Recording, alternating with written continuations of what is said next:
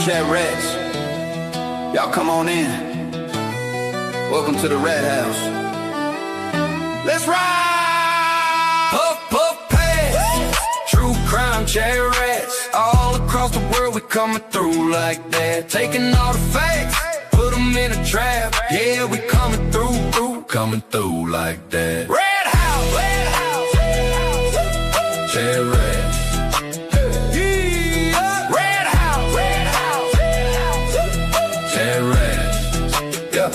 When the scene lights up, I'm the rat in the pack, rolling deep with my rat pack down this dirt road track. We picking apart the crime, every player, every clue. Where it all went sideways, we exposing the truth.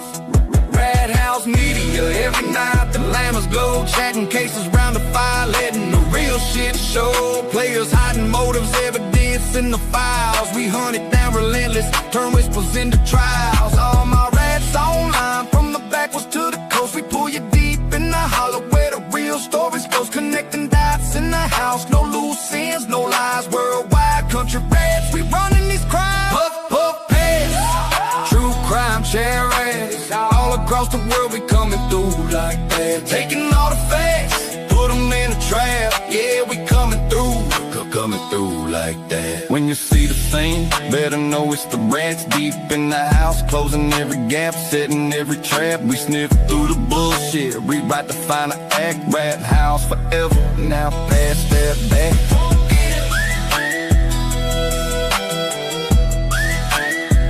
Now pass that back.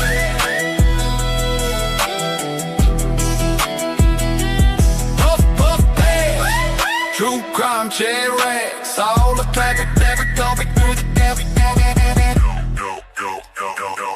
Through like that.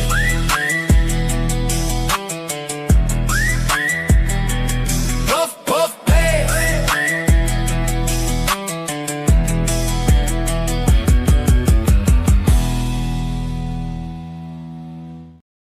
Yo, what up, people? So I couldn't wait any longer. We gotta fucking get on here. Get after it. Turn your iPad down. All right. So yeah, it's happening. So we don't really have a lot of time for cordialities. Let's just listen to it.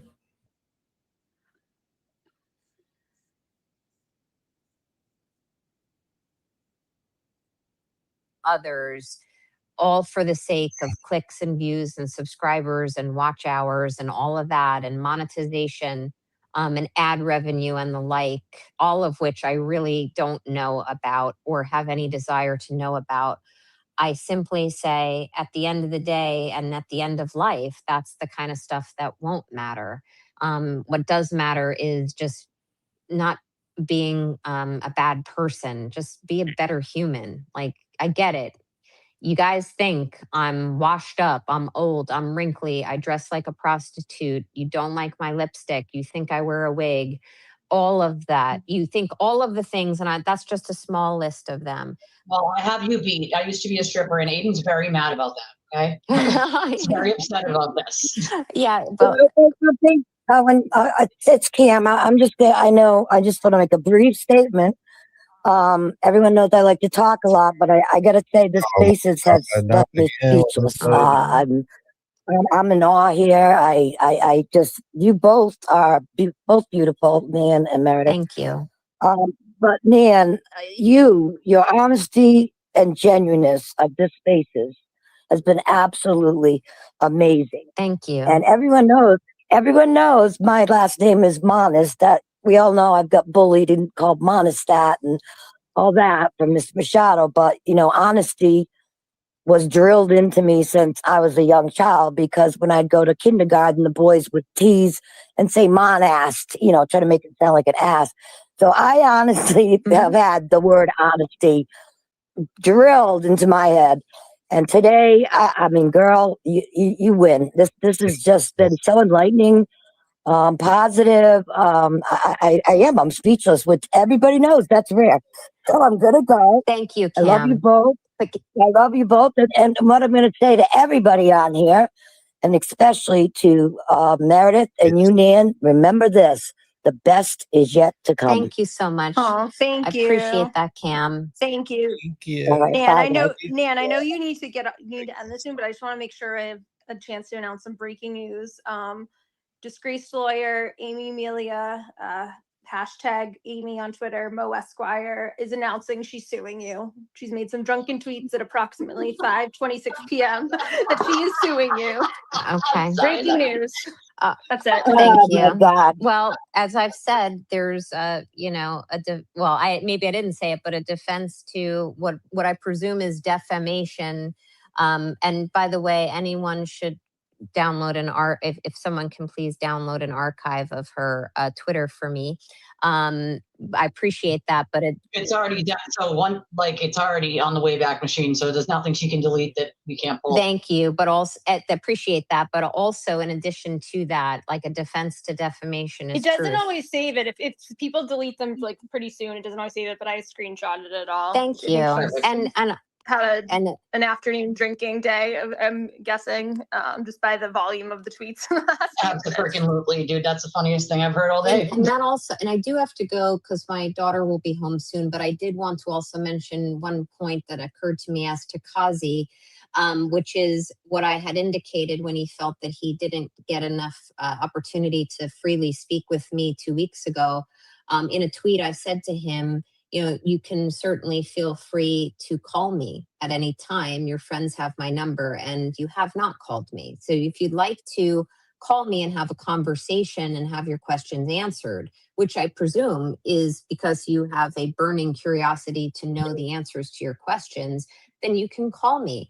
But if you're looking to have a public bully session, which is really a la Will the Glairer, public petty bullying for clicks and views and likes, that's not what you're going to get from me. So if you'd like your answers firsthand from me, you can give me a call, Kazi. I got a text from a good source. They said Kazi is only requesting because the house hours are going into quiet hours soon, and he's got to quiet down. I don't even know what that means, but I would simply say, he wanted. That means he's limited. That means they take their phones at a certain time, or they're not allowed to talk at a certain time because they're under restriction. Oh, I got you. So I would simply say, Kazi, I think I've answered your questions already, but I'm not going to be a punching bag for you. So you can get in the good graces of people who choose to bully others for sport. And you can call me at any time and I'll speak with you and have a human to human phone call. I'll even let you pet your cat while you do it. But to anyone else who perhaps wanted to speak and was not either permitted to or my time constraints did not allow you to, I can tell you I have about 5 minutes left and I'm going to have to impose a hard stop because I don't want my child listening to this type of conversation. So is anyone else? I see that, I don't know. I think we're good. So. Yeah, I mean, the comments, there haven't been too many crazy ones. There's one person who I recognize the account because I was told she was on a space, one of Sparkly Rabbit's classy spaces, saying she lives a few blocks from me and is hoping to run into me. I don't know if she really lives in Southie. I doubt it. Taking a quick look at her profile, it's like Mish something. Oh, yes. She's like 79. She's been going hard in the comments. That's really the only one who's been obnoxious that I see. The only she made a comment earlier and then she deleted. She was like, Nan, are you gonna call out Meredith for posting a photo of an infant giving a blowjob? And I was like, what in the world are you even talking about? I don't think I've ever been accused of that, let alone done anything. What? She deleted the comment, but she's out of her mind. It's interesting that you mentioned that because a couple points, I don't know her, but I did hear her on a Spaces recently saying, that she lives just blocks from you. And I didn't know how to take that. I certainly didn't take it as a threat. Otherwise I would have warned you. But I take it as pull up bitch. Like I'm looking at her. I'm not afraid. I mean, cool story, bro. Do you want to live a couple blocks from me too? But also what I would mention to you is, as far as that made me think of one last point, which is this. there has come this phase in all of this where there's been an expectation, as I mentioned, you're either with them or with us. If you support them, you don't support us. Will you condemn this type of behavior? Will you denounce that type of behavior? I know you wouldn't have posted such a graphic picture that No. woman is Then okay, there's but this other one. Like, why is Meredith allowing the negativity towards Kazi's cat? When did anybody say anything bad about his cat? I would never. Nan said he could pet him. What's the problem? I said he could pet his cat. I said earlier he can pet his pussy, another affectionate name for a cat. You know, I'm not a cat lover, but I respect cat lovers and I respect cats. But you know, free Kazi's cat, I guess, would be the new hashtag moving forward. Hashtag free Kazi's cat, everyone. But thank you to everyone who listened, and I appreciate your time, whether you did it for salacious reasons or to get the full answer to many things. I did not touch upon everything. There's things I won't discuss. There's things I've forgotten to discuss, and there's things that I cannot discuss. But with that said, I will simply announce to you that moving forward, I actually am kicking around an idea of occasionally hosting spaces where I talk about some true crime cases and or mysteries that have never been solved or cold cases, not for any money, just to have conversation from a legal standpoint on issues. True crime interests me. And if anyone has any interest in listening to that stuff moving forward, then maybe you'll see a space or two from me moving forward. So I wish you all a very happy Saturday evening and apparently a robust amount of content from all the negative haters out there, but I'm not going anywhere. And I thank you all for your time today. And by the way, all right, hopefully this thing will load.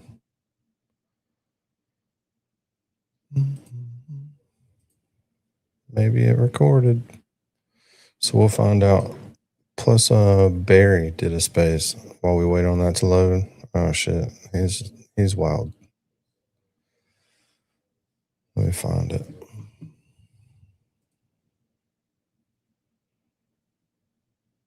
What y'all up to out there? Sorry we didn't start off like normal. I didn't want to miss it. Everybody else's internet kept dropping it. It's like, fuck, this is horrible.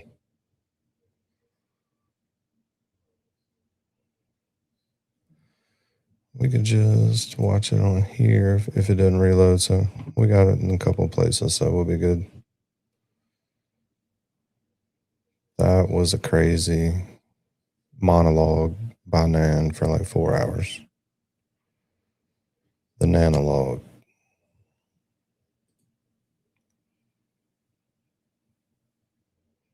So crazy ass Barry. I don't even know if we can play a lot of this without getting in trouble. This dude is crazy. But he was doing one at the same time Nan was doing her spaces, but didn't last as long. That, and maybe we just go here and get on this one because it is a long ass spaces. Mike keeps dropping out though. It has to go back in. So we'll start and see how well it plays. If it plays well, we'll just keep it rolling. But what's up, Mary B? Oh, sorry. Hey, what's up? Did you listen to that spaces? I listened. I caught a bunch of it. I had to leave. Like, I just got back home a little while ago, but I caught the beginning of that. What was it? 4 hours? Damn. Yeah. That was the end of the same spaces. A lot of tea up in there too. So I really want to wait and let it load. See if Nan recorded it on her page. If so, we can listen to it there.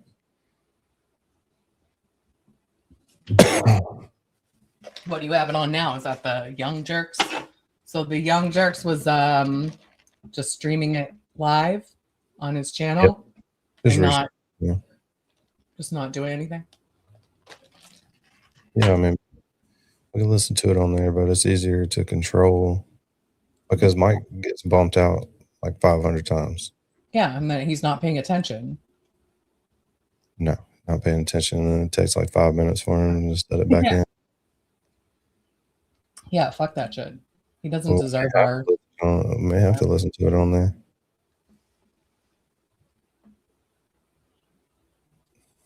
It wasn't recorded. Yeah, so we'll give it a minute to see what happens.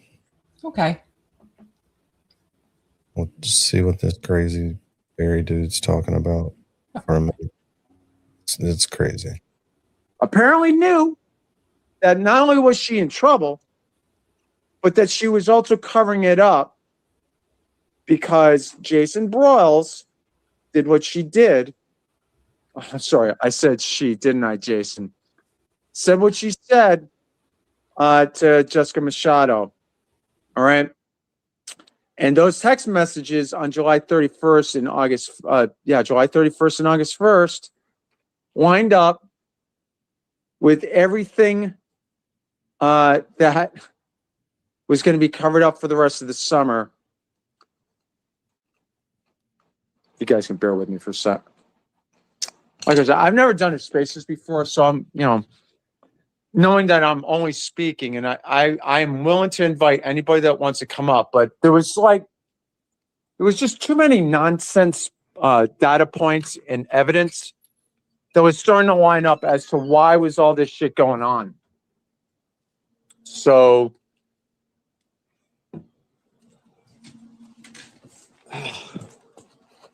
how should I put this? Why were we involved in the nonsense of what Christy, Nan Gallagher, who I actually do believe was involved in the payment of debt for her? Because on July 11th, in the John Barron account, a couple of days before Obach, quote unquote, got doxxed, Christy made a post that was directed at me, but was addressed towards Tina Murray, who is the Mayor Neal account, and also John Barron. And her post to me was, "You're not going to believe who's helping me to pay to clean up for this mess." And she clearly was inferring that it was Nan paying down this drug debt for her. And then on August 8th, it was Jason Broyles that ratted out Christy Citron. And my guess is that it was towards Aiden, and the quid pro quo, if that is correct, is that Jason Broyles' sexual harassment tax would be held off. In the meantime, Aiden would do the solid for Jason regarding this whole thing with the John Barron account. Again, that is what I see based on my evidence and based on a logical theory. For someone to get in that much trouble in Springfield, and there was a proposed meeting in July where these guys were going to meet at Six Flags for whatever reason, but it certainly was revolving around these guys like Christy and Jason Broyles and Barron, John Barron, which for whatever reason is always a center point of this stuff. And John Barron, in his own posts and replies, certainly makes it known that he is from Central Massachusetts. He's not from Somerville. And according to Obach, he's a 45-year-old male, and he's Irish. Irish, not Italian. So I must know him then. Yeah, I feel like we do need like a whiteboard for this. I mean, I have one. So we can fucking keep track of what in the hell this guy is talking about. So John Barron is from Central Mass, male, 45 years old-ish, and Irish. So that's his doxing information. Is that what you're saying? Yeah, that describes like pretty much every 45-year-old male in Central Mass. It really, like, I know about 75 people I can put in that category right now. So don't think that Spaces was recorded, so I have to watch it on the charts. But hopefully somebody recorded it for us, and they'll pop up in a minute and be like, "Hey, yeah, here it is." But until then, let's check this 4-hour nanologue out. It's a nanologue. It's just like, how do you talk that much? yeah, I mean, it was so long ago that it started, but I remember having thoughts when I was first listening to it. So I'm sure I'll have them again. You know, you're definitely going to have some thoughts. Time. And when I was doing that, wait, can you? I just want to make sure you can still hear. Yes, you can. Okay. Yeah, we can hear you. And I just wanted to quickly say, we can hear you. And I just wanted to quickly say thank you too for your friendship over the last few months has meant more to me than you know. And that's one of the good things that has come out of all this chaos and turmoil in my life is just seeing who the real friends are in all this stuff. I appreciate you. Thank you. I appreciate you. And you know, this probably gives me a good opportunity as a little segue. You know, one of the reasons why some of what I think has been going on with me on X happened, it really seemed to take a notable shift in the fall of 2025, shortly after I had identified an individual as being one of. That's kind of fast. I realize that, but you can understand her, so I'm gonna leave it there because when I tell you this is an analog. Yeah, she doesn't shut the fuck up. Yeah, it's like, here we go. It's like, wow. And then like an hour in, Meredith interrupts her to say something. And I'm going to leave this chat up here. You really want to watch this chat. It's so fun. Okay. Of more than one involved in some online trolling, both on X and on YouTube of me. And that individual. No live chat. Aw, lame.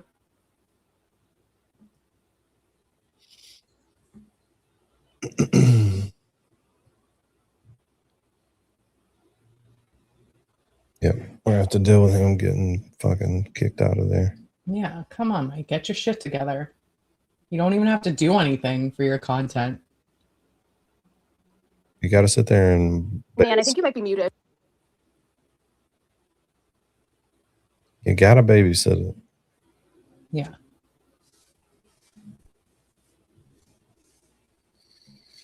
It's not all that important.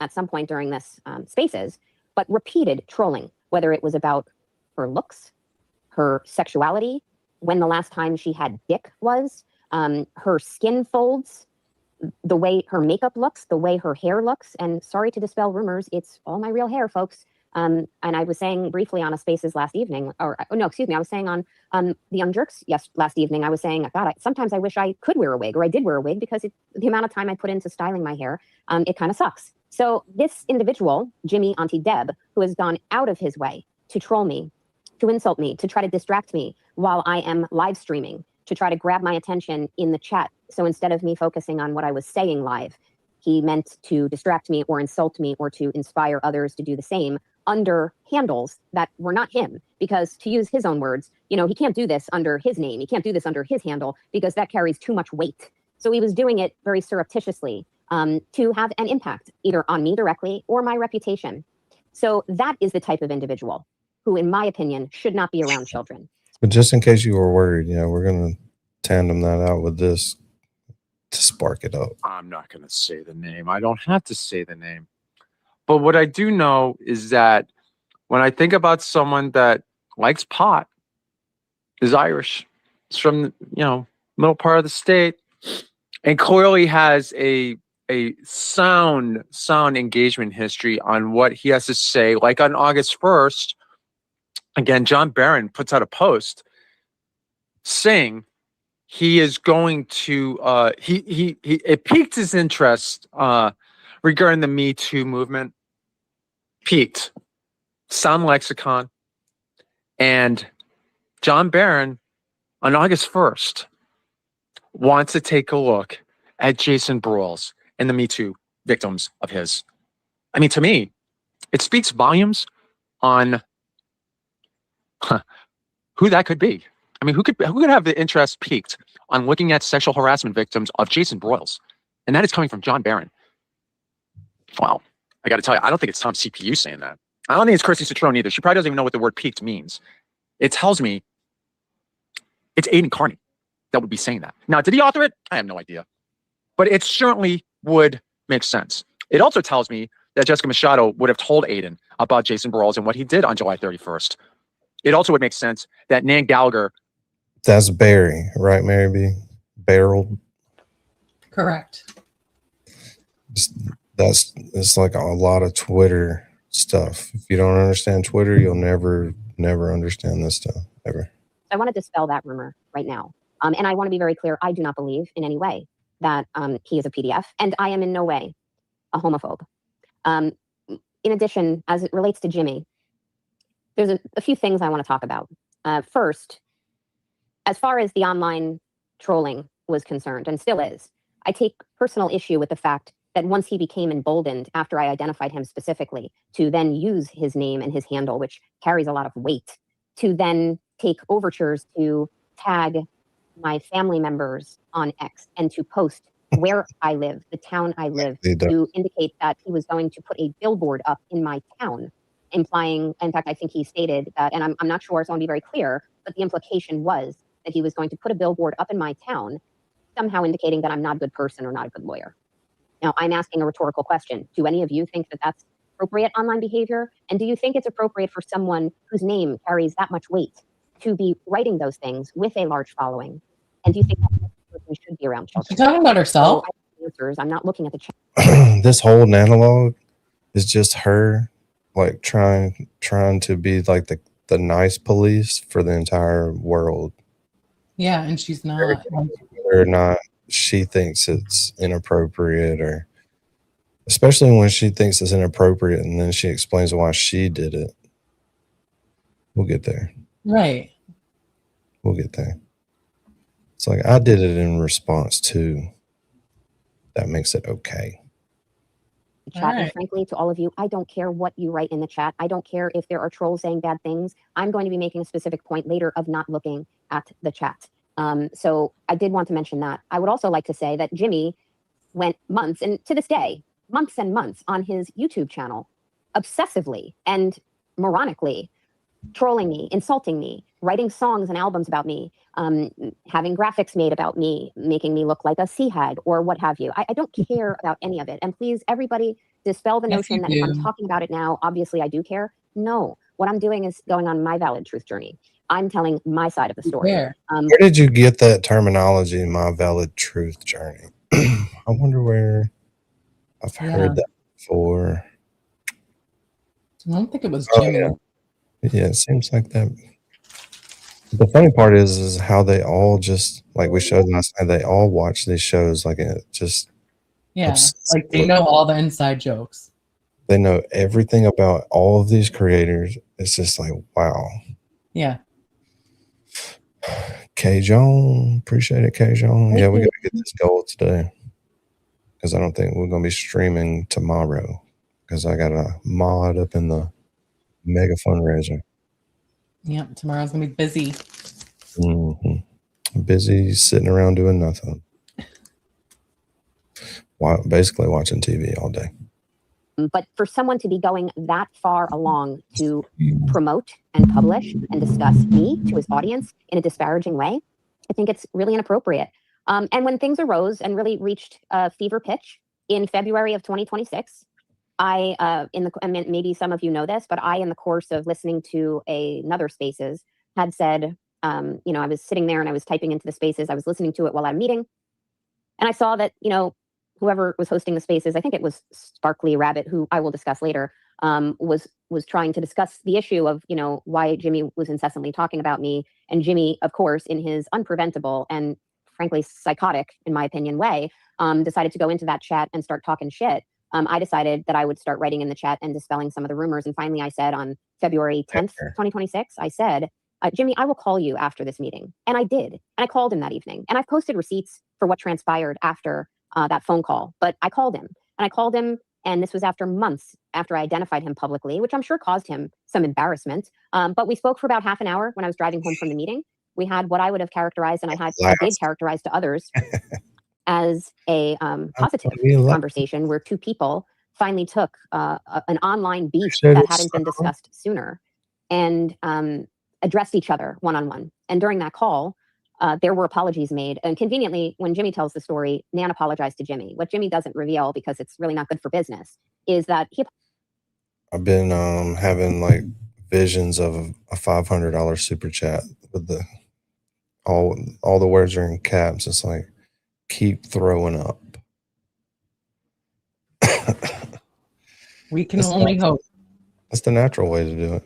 He apologized first. Manifest. And that is not why I apologized to him. I'm not the type of person who will say sorry just because someone says they're sorry to me. It was what I would call a mutual and reciprocal apology. And I took it seriously. And it appears that he has not and did not. But we apologized to one another and we had a discussion. We had a discussion about my son and my motivations behind why I chose to post video vignettes of my son that my son filmed and wanted to film. My son was 10 when— I'm going to stop it for that comment. It is cringy every time Meredith unmutes herself and they talk to each other. It's like, oh my God, this community, who's faking? She has to sound out every letter and every word. And whose voice is more cringy? They're just like those fake enunciations. Like, shut the fuck up and talk like you always do. When those little vignettes started, my son is a budding influencer and wants to be a journalist, an influencer, someone who's uses an online platform to either educate or to entertain people. But those were all coming from my son, who listens to his mom pretty much on a daily basis talk about these cases and these issues. He pretty much listens to me every day. So we talked about my son, and I explained to him the purpose, the motivations behind those vignettes and why I posted them. And he indicated to me that, my son, who I won't name during this stream, but his name is amazing. I love it. He's fiery like his mother. But my son, he said, my son is a great kid, seems like a great kid. And we also indicated during that call on his request that the next time I was planning to be up in New England, which was about 2 to 3 weeks later, he asked if I would, now that we had reconciled, if I would be interested in meeting up with him to do a duet, a singing duet in his car and to film it and to put it out there on social media to not only show the public and audiences that even we could make amends and laugh at ourselves. Okay. That was his idea. He should have done that. I thought it was interesting. It would be fun. I have a singing background. I have a musical background. So I agreed to that. And without hesitation, where we left off during that call. And there was more to the call, but nothing really of substantive value for this. Where we left off with the call was that I was going to hear from him. Kick around some ideas for that duet and some of the logistics for how to film it and when to meet up, etc. So I gave him the dates I would be up, and I never heard back from him. And after I heard from some people I told about the call that I felt positive about it, but these individuals said, no, I don't trust it. Don't assume that went the way it went, and be careful, put your guard up. Well, sure enough, within a matter of weeks after not hearing from him, he had certainly changed his tune and was deciding to shit all over me again publicly. One of the things that, going back to the night of that call on February 10th, where we also left off, we exchanged a series of text messages, and I've put them up on my X for people to look at. That is a transparent view of the last communications between us, and those were initiated by him. He was excited to go public that evening and to tell people good talk and let people buzz about it dramatically. And, I exchanged a picture of me and my son. We just exchanged a few words. They're on my profile. You can look. And that was that. But he was very excited about the public optic of us talking and what people would say about it. And he was so excited. He was so, so glad that we spoke. So I find that particularly disturbing. And yes, since then, an album has come out. And let me be very clear. I don't care that he chooses to express himself dramatically with albums and songs and pictures and Garbage Pail Kids and all of the like and the nicknames, the Naniels, the Namthraxes, the... Who watches the show? Yeah. Wonder She knows all of her nicknames. who watches the shows. I know who one of the replay crew is. The Cocker Naniels, the Nanageddons, whatever those little nicknames are. Nanageddons. Hold on, that's a fucking good one. I haven't heard or seen that yet. The Nanageddon. All right. We're right in the beginning of a 4-hour nanologue. I can tell you that. Sticks and stones can break your bones, but words will never hurt you. I feel that way. Okay, so I don't care, but it's contagious and it spreads, and I see it spread. I see it spread even to one of the more prominent individuals in the Free Karen Reid or post-Free Karen Reid community. So I do believe that there's some serious issues going on with him. I think it's disturbing that he goes this route, but I will say this. He has the right to express himself how he wants. He has the right to publish and to discuss on his platform, whether it's X or YouTube, what he wants. What I will say is that I, too, have the right to express myself in the manner in which I want. And if that meant that I chose months ago to post vignettes of my son and I driving, talking about issues, whatever those were, that I didn't force him to. Oh, God. What is she referring to? I know it's he's a little influencer or whatever. What's the vignettes? I think so. I did look this up earlier. Is it still in my thing? No, I took it down. Let's look it up. Vignettes.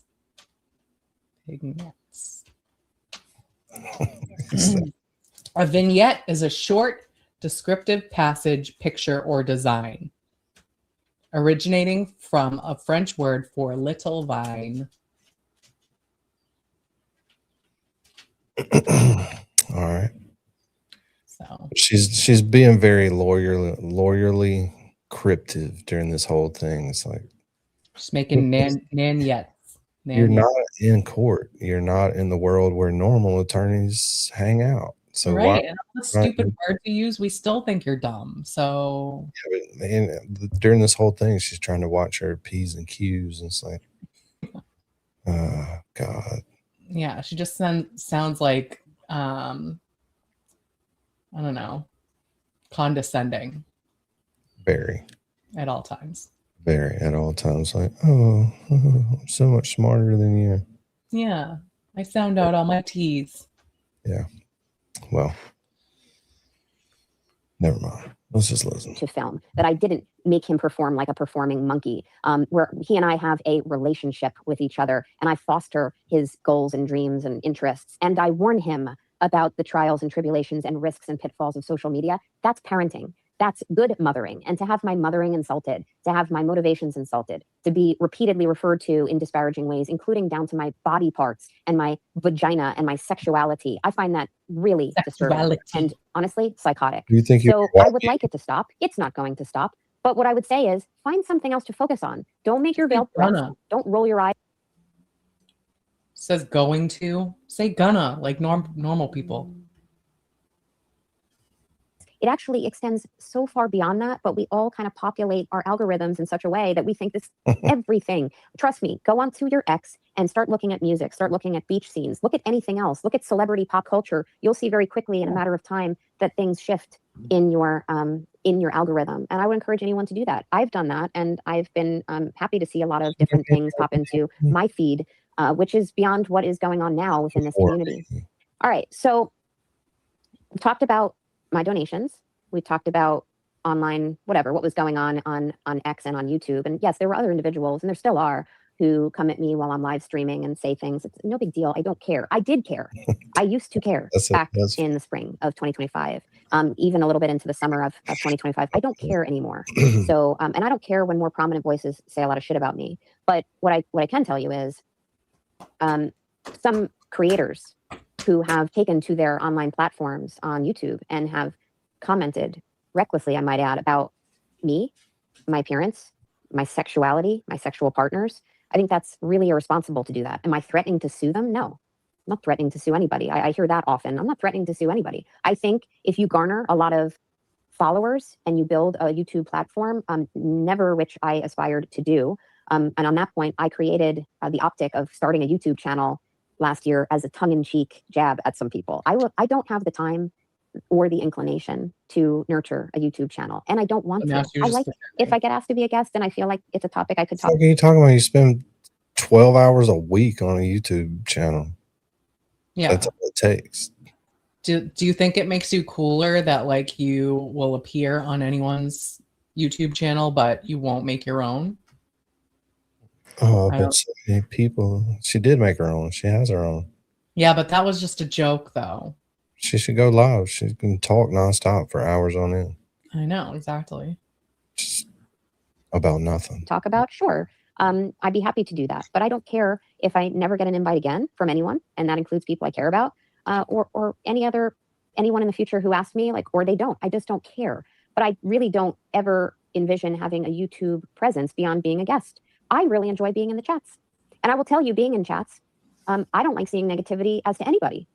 Whether it's hostile grounds where sometimes I will go lurk, which is not often, and a special thank you to people who clip things and put it on X. And this pretending, there's so many screenshots of her in these places where they don't think anybody's watching, and they just sit here and act like they never do it. Sometimes I go and lurk in hostile territory. I mean, don't lie. All this shit's on tape. Watching, bitch. You know you are. You can look back through all this shit. So why make a big fucking, just tell a big lie? Yeah, just be real, dude. Don't tell the lie. Just say, yeah, I get in there and give it to them too. Yeah, I don't pay attention to my work meetings. I listen to fucking spaces instead. Exactly.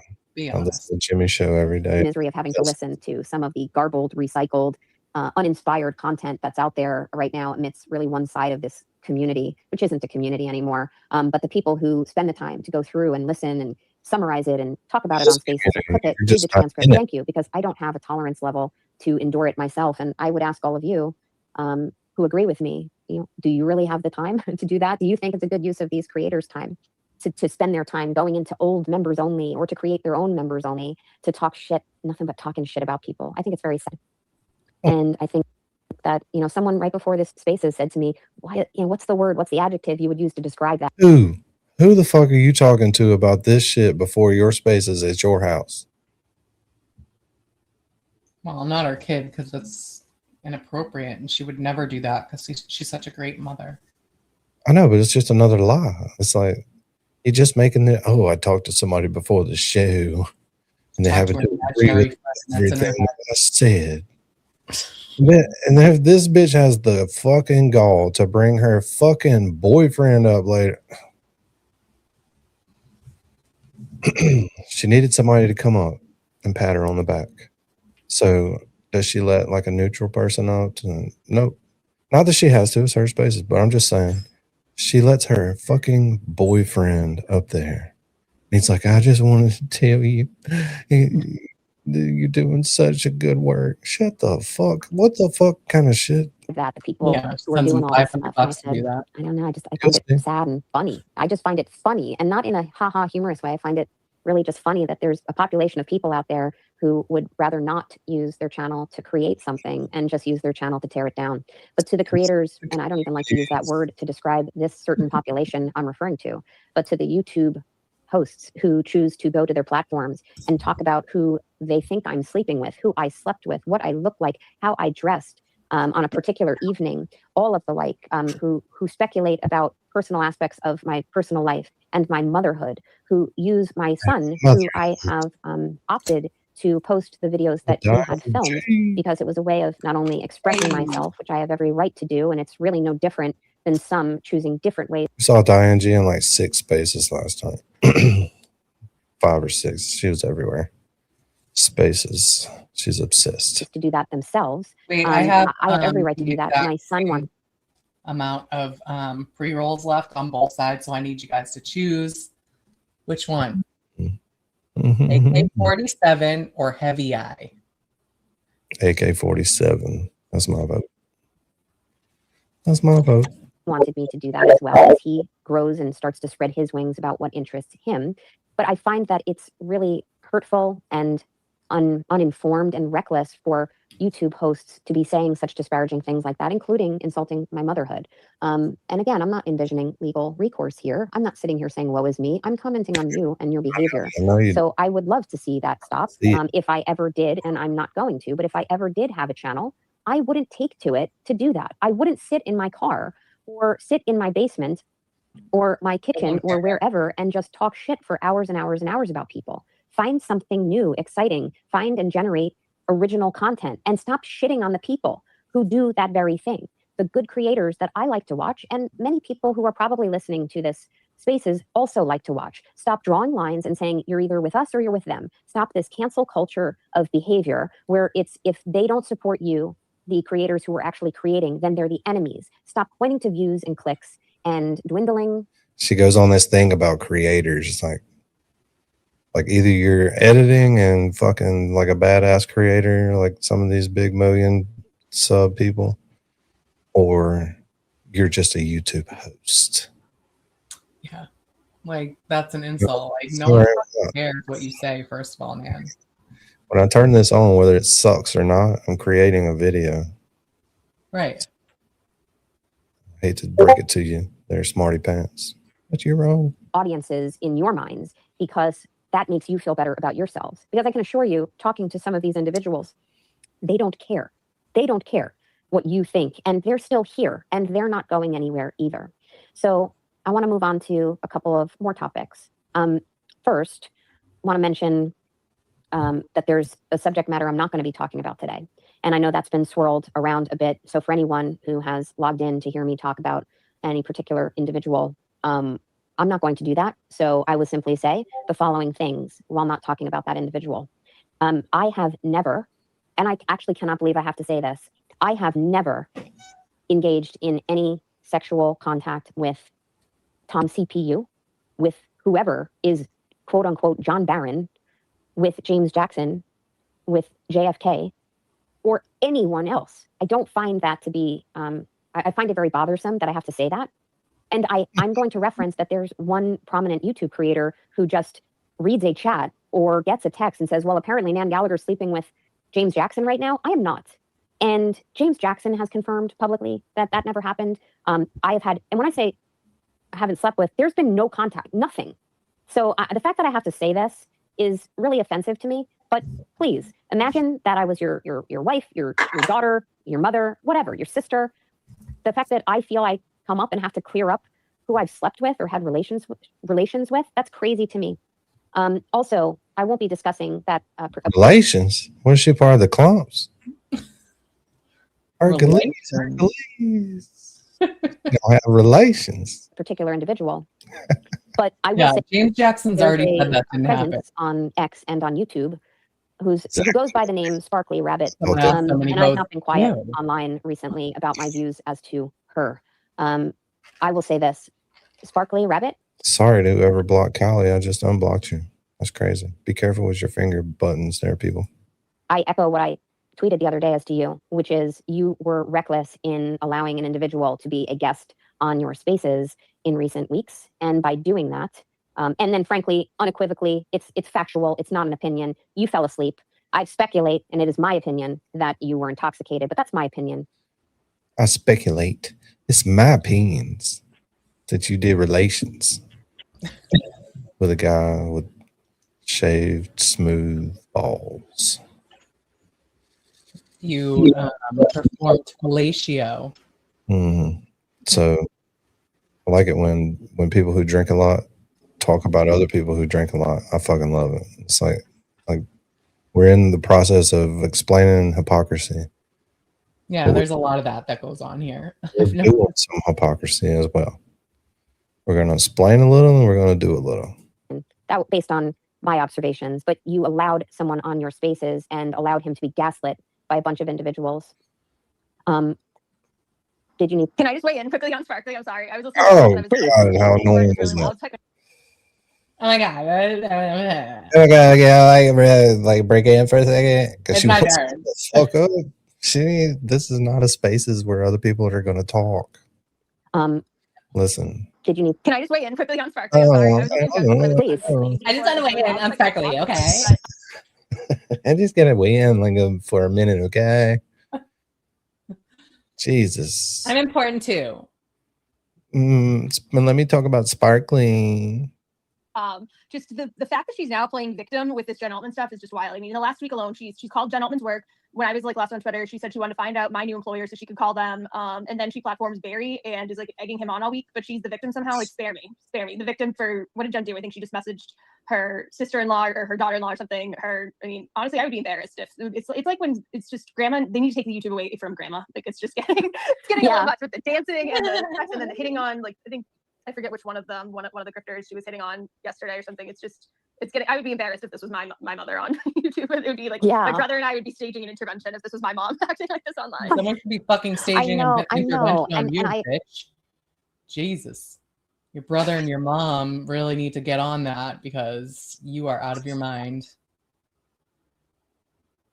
I honestly, I don't. And by the way, this is an open invitation, Meredith, because I'm not even looking at any of what's going on technologically. You can feel free to interject at any time with your comments or observations. I think my opinion, there's some problems there. But I don't make a point of listening to her. Again, thank you to people who clip this stuff. You McDonald it for me because I get little sound bites and clips, and I really like that. So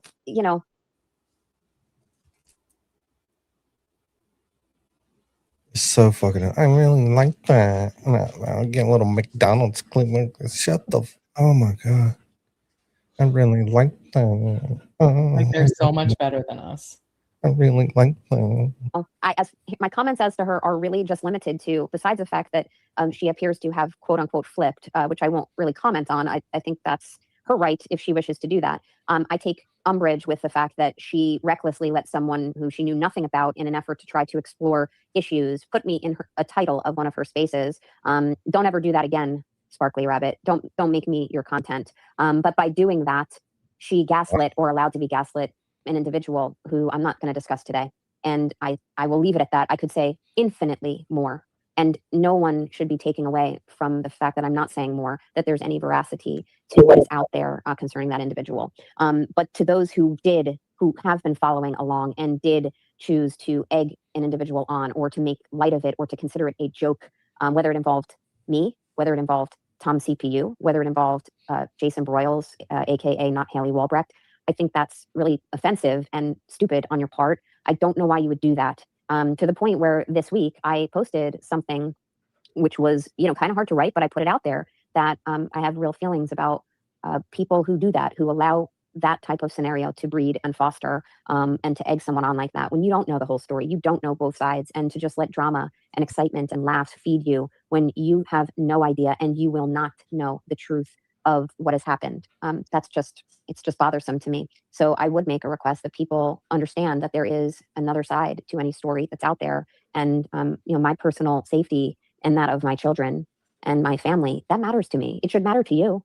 It should matter to you. So I'm going to step off of that issue. Let's talk about some other issues here. As far as. Now, remember, she said later that she didn't have any notes. She's just going, didn't know what she was going to talk about or anything.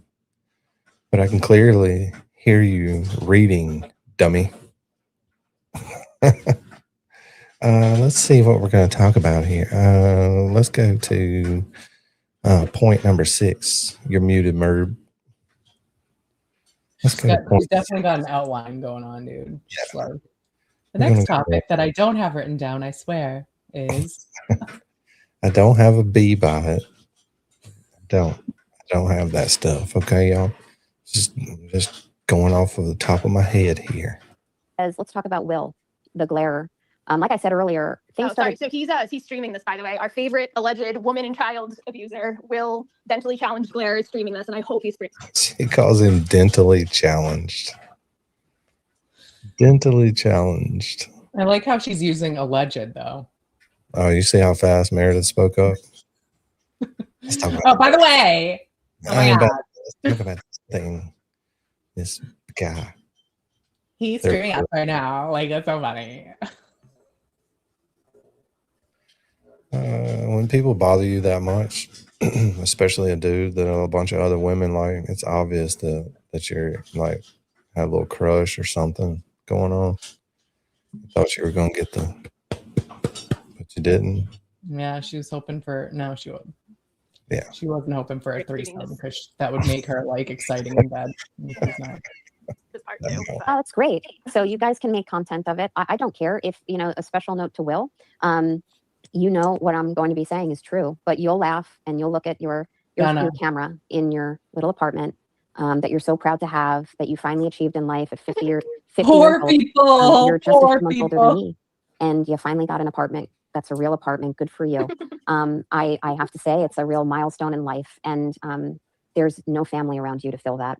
So I feel sorry for you. I feel sorry that you feel that you need to sit in your little apartment in an undisclosed location when you're really afraid to leave your little apartment because you don't want people to find out where you live, even though maybe they have already. And you're afraid of having anyone spot you. Funny story, back in the day, in the good old days, when Will was communicating with me and putting me on his show, which I'll get to in a short while, there was a morning. Kokomo. Meredith is a rock star in my book. I hate that he disabled the chat because that thing was fire up in there. Oh, I know. You're so boring. Damn. So boring, Mike. Cryford. Come on, Cryford. Morning, when I don't know where he was coming back from, but he reached out to me and he was in a complete panic. And he said, I was just spotted by someone. Somebody just identified me when I was walking up the street or up the road, wherever it was. And he was completely panicked that he had been spotted. Really? You're panicked that someone identified you in your small little podunk town in Tennessee because someone recognized who you were. What are you hiding from? What are you hiding from? The fact that... Damn, so not only did she just crack on Will, she cracked on the whole fucking town. The whole area. Like your whole God fucking damn. is fucking podunk. You're a bunch of fucking podunk bastards. And they have attorneys there too, in Tennessee. They're probably smarter than her. Pretty big place. They probably look like Colonel Sanders, and they probably say, I declare I will not. They're chewing on hay and shit. Yeah. Still smart. That someone, you build your platform, you work to build that platform, and someone identified you in a pickup truck and they kind of shouted out your name and you were freaked. Why is that? So that was one morning. There was another morning.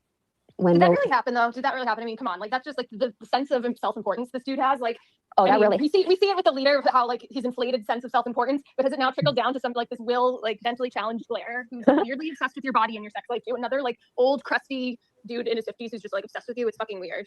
Well, that's a great question, Meredith, but I have to say it had to have really happened because why would he? The lady that's hosting your spaces, Meredith, is in her 50s. So old crusty dudes in their 50s is kind of like, where are you going to play ball there? And the smooth balls, that's the ones you're going to be playing with. Going to be Watch extra. out with those generalizations, Be extra sagging in their 50s down there, clean and shaved and ready. Gravity, 50 years of gravity. It couldn't have been more than 6 or 7 a.m. in the morning. Why would he be freaked out negatively that someone identified him? I can't believe it wasn't true because he was traumatized. So, I talked him down off the ledge. There were some back and forths about that, and it's okay. He clearly has mental health issues. He was probably just hallucinating. I mean, you read the police reports, the fake suicide threats and all of it. Like he has serious mental health issues. This guy. Oh, I agree. I remember thinking at the time, and again, I'm getting to know people back in the spring of 2025. I'm like, why would someone care if I was spotted on the street? I don't get it. So I do believe that really did happen. Now it's all about, oh, Boston loves me and, I'm identified and, I matter. Okay, that's fine. But let's talk about how you really feel about walking through your town or your new town. And if someone identified you, in fact, going by my observation, when it was implied that maybe you had been spotted and your location was known by other content creators who may have had a legitimate beef with you. She's just literally sitting there telling Blair that they knew where he was and they knew what he was doing. And she was at the fucking helm of the whole thing. Yeah, like social anxiety is very common, actually. So why would you go back that far and bring that up, though? Right.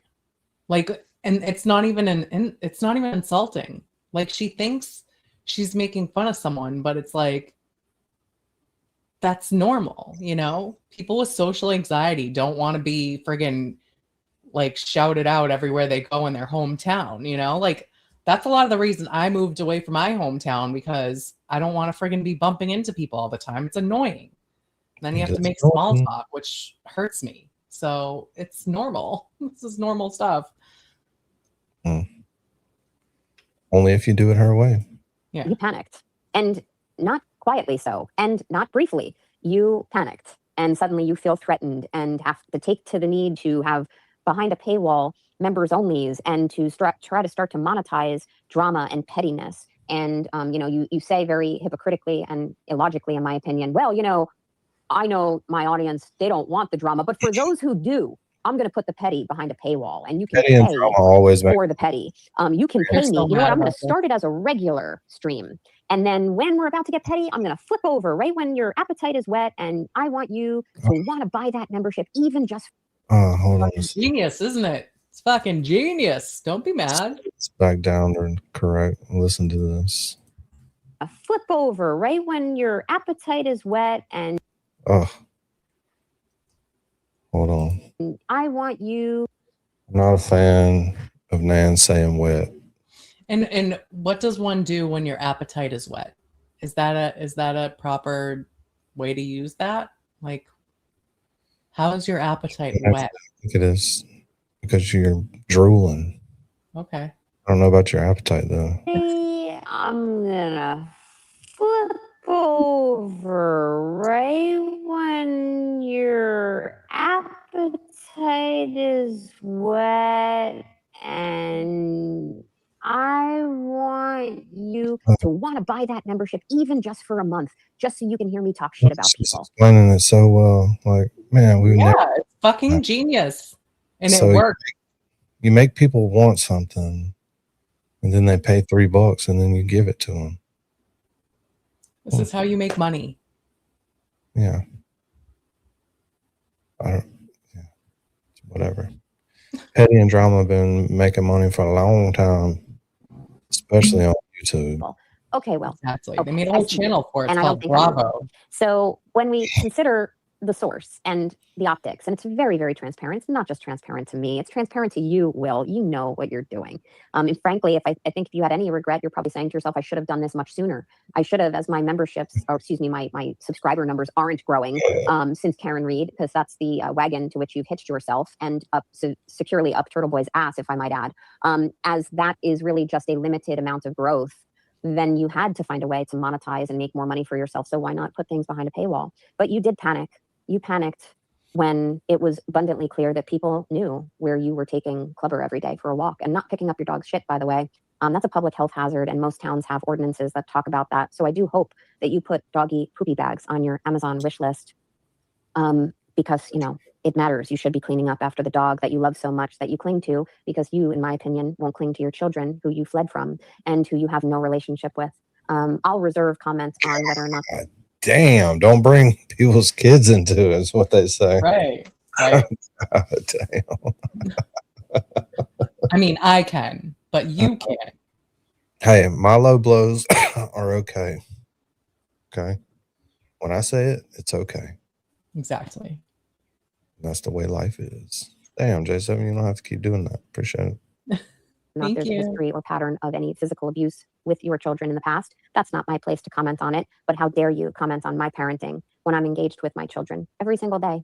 And all of these people who are commenting on your parenting like this, they all have their own issues. I mean, we've seen the videos of people whose kids don't even want to go to their house, and they're just leaving them in front of the computer all day. The people who are the worst parents here, like Will, who doesn't have custody, had never had custody of either of his kids. It's documented history of violence against children are the ones. It's always those ones who are thinking they should be commenting on your parenting. And it's fucking weird.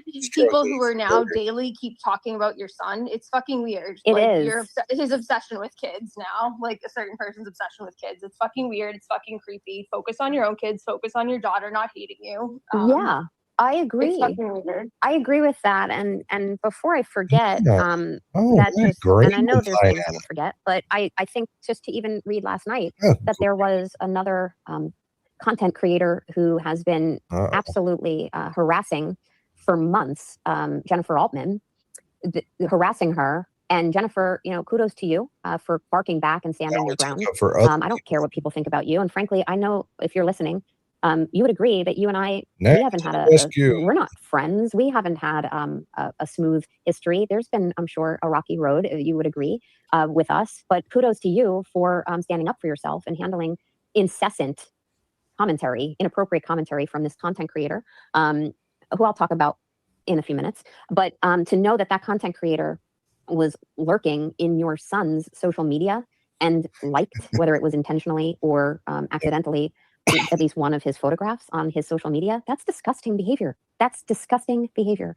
So yeah, did I put my kid out on X for the reasons I've already discussed? I sure did. Does that mean that it rings the dinner bell for people to comment on me or him, my parenting, my son's appearance, all of the above? And it's mostly me. I understand that. Gosh, there's a trending hashtag with his name and I'm getting stupid, weak comments from Aiden. Why did you break your son's heart? Why did you stop him from streaming the Daily Blaze? Like, come on, Aiden, like find something else to focus on. If you don't see that it is more important for you right now to focus on the legal challenges and financial ones that you're facing, I can't convince you otherwise, and it's not my job to, but you should be convinced of that yourself. This whole thing is like her being so extra self-righteous. Like,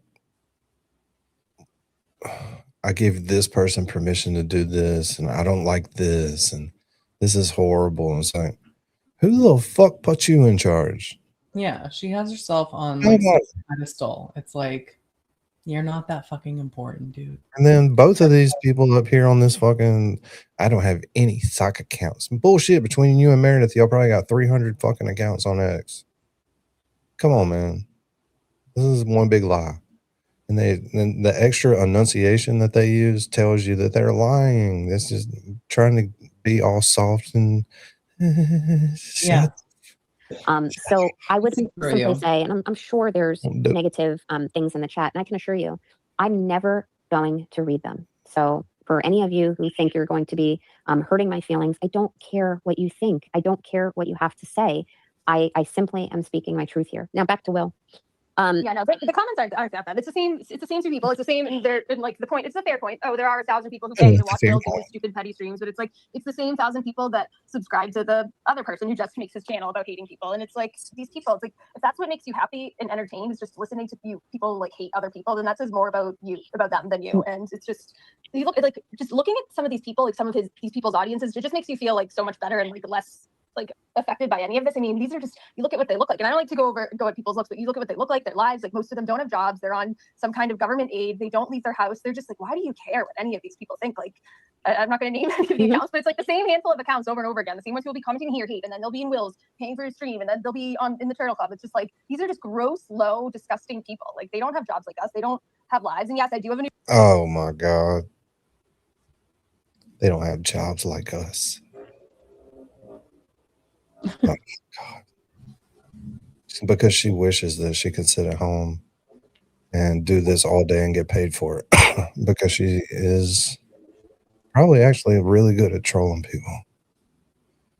Yeah, and like these are apparently appropriate shots to be taking at people, unlike the other shots that they also take, but they say that are wrong when other people do it. I agree. I agree. Of a new job, despite people wanting to say I don't. You'll never find out where it is, and I bet that kills you that you can't try and harass them like you did my last place. And it's a significant raise, and my life is better because nobody gives a fuck about you losers. They don't. Sorry. Well, I think I'm going to ask a question right now to the people who are part of that, whatever, 1,000 people, whatever that population of people who pay for those memberships are. Let me ask you a question, and I'm not going to just ask it to them. I'm going to just throw it out in the universe. At 1.5 speed. Let's assume that Turtleboy is going live at 9:00 p.m. on a Saturday night. He is. And let's assume Will is going live at 9:00 p.m. on a Saturday night. Who do you think they're going to watch? If you both think that your audiences are going to, and it really is addressed to Will, because, Aiden has, and I was part of it, like Aiden has a robust audience. I don't fault him for that. I think what he has built is something that he can choose to be proud of. But if anyone thinks that two different independent audiences of viewers are going to simultaneously be watching Aiden and Will at the same time. You're wrong. So there is definite redundancy here. And that really says it all. I mean, think about what I just said, that Will, your audience is not authentic. Your audience are Turtle Riders. If you're both going at the same time, they're going to be watching Aiden. And why is this such an insult? When you go to bed at night, if you ever go to bed at night, and I question that, I ask out loud, like, don't you think that bothers you? You know it does. You know you're inherently a shitbag, to use your own words. And I posted your screenshot of our communication that you sent me back in October, where you apologized to me. They all bring up this thing about this shared crowd. That's obvious. Like, you don't. Yeah, and that's the thing, is we're not offended by that. This is a community. We're proud of it. But it is a shared audience, like, which and you know, the FKR audience was shared the same way. Right. It was just bigger. I mean, it's like, that's what they come up with. Oh, it's a share. If you all went on at the same time, would you have your people? Well, no. You're not gonna have all your people. Right. And it's okay. And that's okay. Like, no one's upset by that. Like, it's every community out here where people are like going live. Right.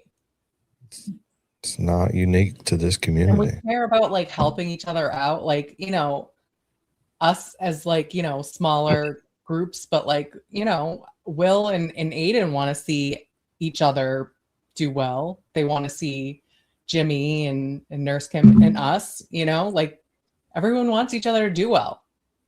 That's so horrible. Oh my God. Like, we should be so embarrassed by that. But you've got a shared audience no matter where you go. I mean, that's just fucking stupid to keep bringing that up. Yeah. But they also have a shared audience, and it's really small. Right. And it's probably less than 400 people total now, because none of them get over 300 people, which Mike has 50 people. 300 people watching or recording, not supporters, and probably 50 supporters. So you have a shared community too. So yeah. Whatever. And out of Nan's 500 people in the spaces, gotta say 400 of them were hate watching. Yeah, totally. Minimum.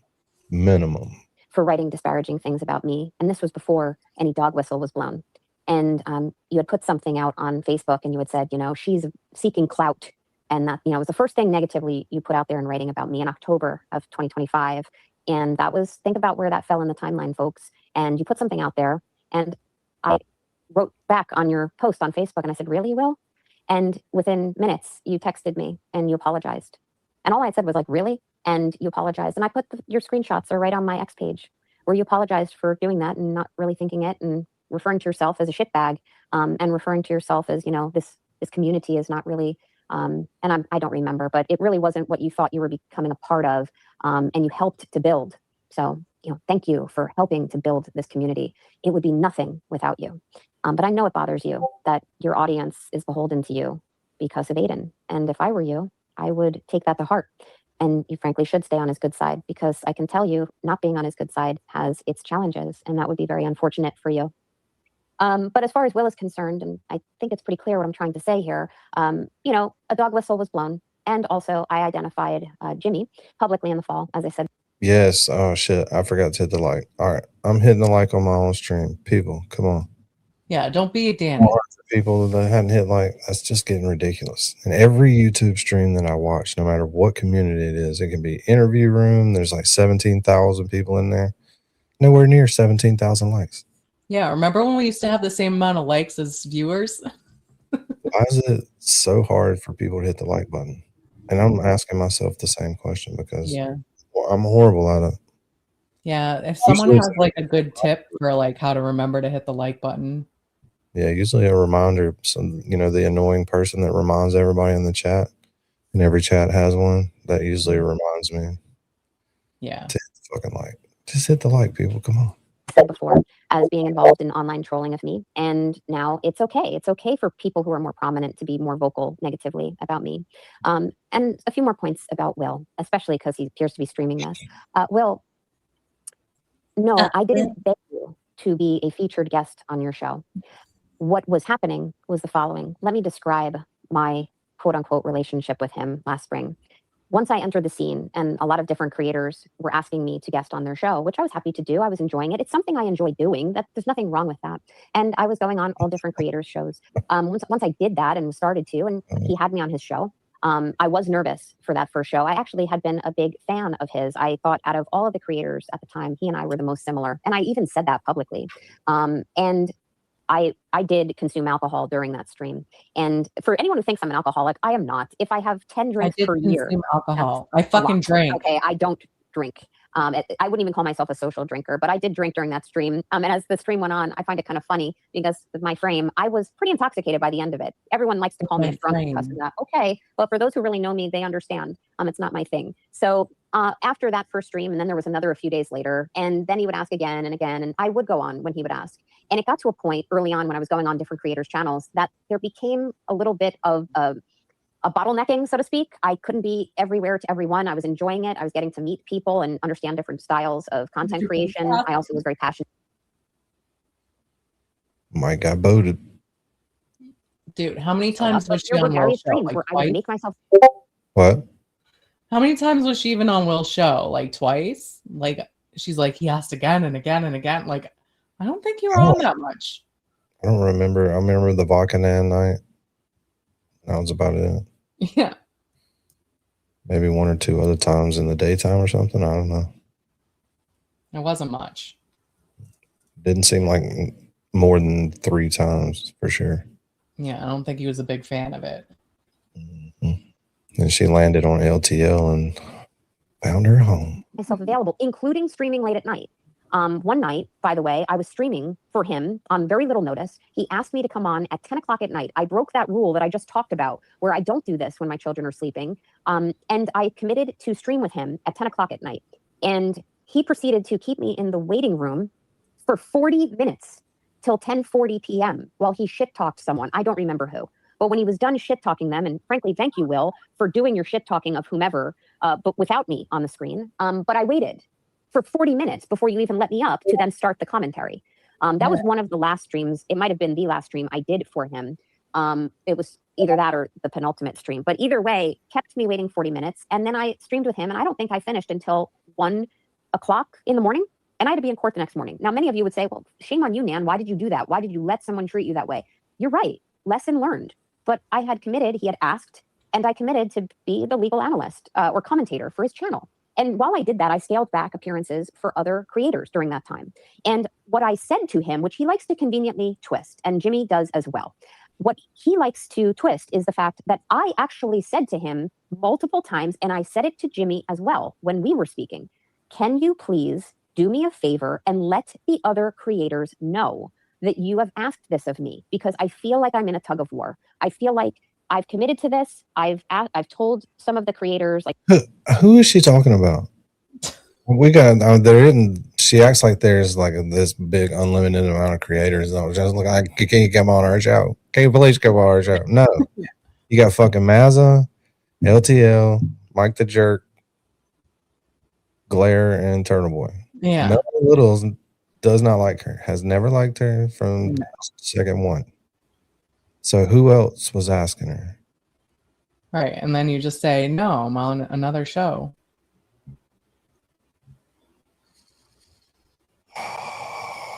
Nobody was asking. That's my point. Nobody. Right.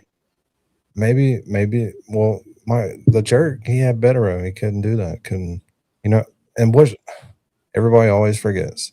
This is what happened. This is how Nan became Nan. Betero was about to become part of the defense team, which meant no more guest appearances on YouTube shows. So Nan was started hanging around so she could be picked up as the next, law tuber. Right. Guest, the next legal commentator. I'm a legal commentator. More like a potato. Like, he asked me to be the legal commentator on his show. And it's like, even before when I was like kind of fans of both of them, like I still wouldn't believe that he would ask that. It's just not him, So he says that she asked him for her to be his legal analyst. And she says that he asked her. I believe that she asked him 100%. No question. Yeah. Like, hey, I'm going to be doing this more for Will. And it's just not really landing. If you wouldn't mind just communicating with them, letting them know that you've asked. That way I don't feel betwixt and between and pulled in between everybody. And that is not me asking to be his legal commentator. It's not me begging for it, wanting it, seeking it. What I was doing was asking him in exchange for me doing this for free and to give voluntarily and wantingly of my time to provide this insight, which I enjoyed doing, even with his sporadic fucking warped schedule. I would like in exchange that you please mention this to other creators in passing that you've asked and I've accepted, because it's really not landing when I'm saying it. That's what happened. I didn't ask to be or push to be his legal commentator. And that is the truth. So he can spin it however he wants. I don't want you that way, Will. I didn't want you that way, Will. And you can get over yourself and conveniently spin it like other stories. Why would you bring that up? Which way would you want him, Nan? Wow, is Turtleboy here? Did I miss something? I see people talking to him, but I didn't see him. Oh, there he is. I didn't see him. He said, should he ask Nan to come on the megaphone right now? Oh. I mean, she probably would. She would. If you were like, let's just make up and let's just do this thing. Right. She'd be there in a heartbeat. She wants back in the community so bad. Can we do like an experiment where like we pretend that we like her and like see if she just turns on everyone else? No, she can't really believe that she's on the anti-FKR side with all of these antis, and that's comfortable if she still believes Karen Reed's free. I mean, innocent. Like, they can't be a comfortable position. We're crusty and twisted, and these yeah, are, I mean, those conversations have been kind of. I've heard her on whose thing was she on? What was she with Nina? And they were like kind of talking about it, and she was like all awkward. She's like, "Well, I don't think that's necessarily true, but." All right, we got a lot of this to go. Stories that I can't talk about right now for reasons that I've already explained publicly a couple of weeks ago. You can spin whatever you want, but I know the truth, and you are conveniently twisting it. So with that said, some last comments about him. I noticed, okay, so now we're getting back to March of 2025, one night, and it was the night he streamed on or with, maybe he had them on his show, Seeking Justice, or Justice Served, excuse me. Linda Kenny Bodden and Michael Bryant were on his show, or vice versa. Yeah, Teebs, if you get bored, more than welcome to come up here and we can talk about it, whatever. But this is the analog 4 hour. I think it was on his show, and he had announced on his show that he's not having any more guests. That was roughly March 23rd, March 27th, something like that, 2025. And he said, I'm not going to have any more guests. And I was actually listening. I was enjoying the content, to be honest with you, and I was surprised. He hadn't even talked to me about that after he had asked me to be the legal commentator. I cleared, and he knew this, I cleared my trial schedule for the next few months, just so I would be readily available after work hours, just to lighten my own load professionally, to be this accommodating to him so I wouldn't overburden myself. And he didn't even have the professionalism or respect to discuss that with me first. Is it his right to do that? Sure. Could he have been a good human and talked to me about it first without talking into his fucking microphone to his echo chamber and tell them? Yeah, that would have probably been a good human thing to do. After that stream, I texted him and I said, can we talk, or something to that effect? And he said, sure. And we spoke. And I said, hey, are you not having any more guests? And he said, yeah, it's not the direction I want to go in for the channel. It's not really what the channel is about. Essentially, like, the channel does better on its own. And by the way, Will, I actually agree with that. I think your method of expression, it's exclusive to you. I don't think it's guest oriented, but that's what he told me. And I simply said, I wish you would have told me first before I learned this, from your stream. And that was the end of the conversation. We had no friction or any problem after that. That was the end of it. And then until the fall, after I identified Jimmy, and then when it was starting to trend that, there was a rift in the community between one side and another side. And then he became more vocal. But again, everyone look back to the text messages I posted, because they're on my page. And that's how he viewed me in October of 2025. So that's a full 6 months later. He had no issue with me. No audience were for those text messages. So that is the story of what happened with him. And I never once would have begged to be anyone's exclusive legal commentator. I tried as best I could, if people asked and it was a subject I was prepared to discuss and I had availability, to always be available to everyone. So that's that. I'm sure he'll spin it however he wants. I know he likes to talk about what he thinks happened with Court TV. That's what he thinks. And for anybody who is out there saying, well, no, you didn't do this, or that's a lie. How do you know? Why? Because Will the Glarer in Tennessee told you that? Because they don't just give people $1 million for nothing. Your legal commentary is nowhere. I just can't imagine they would be paying you that much money. Right. When they could pay, it's not a real thing.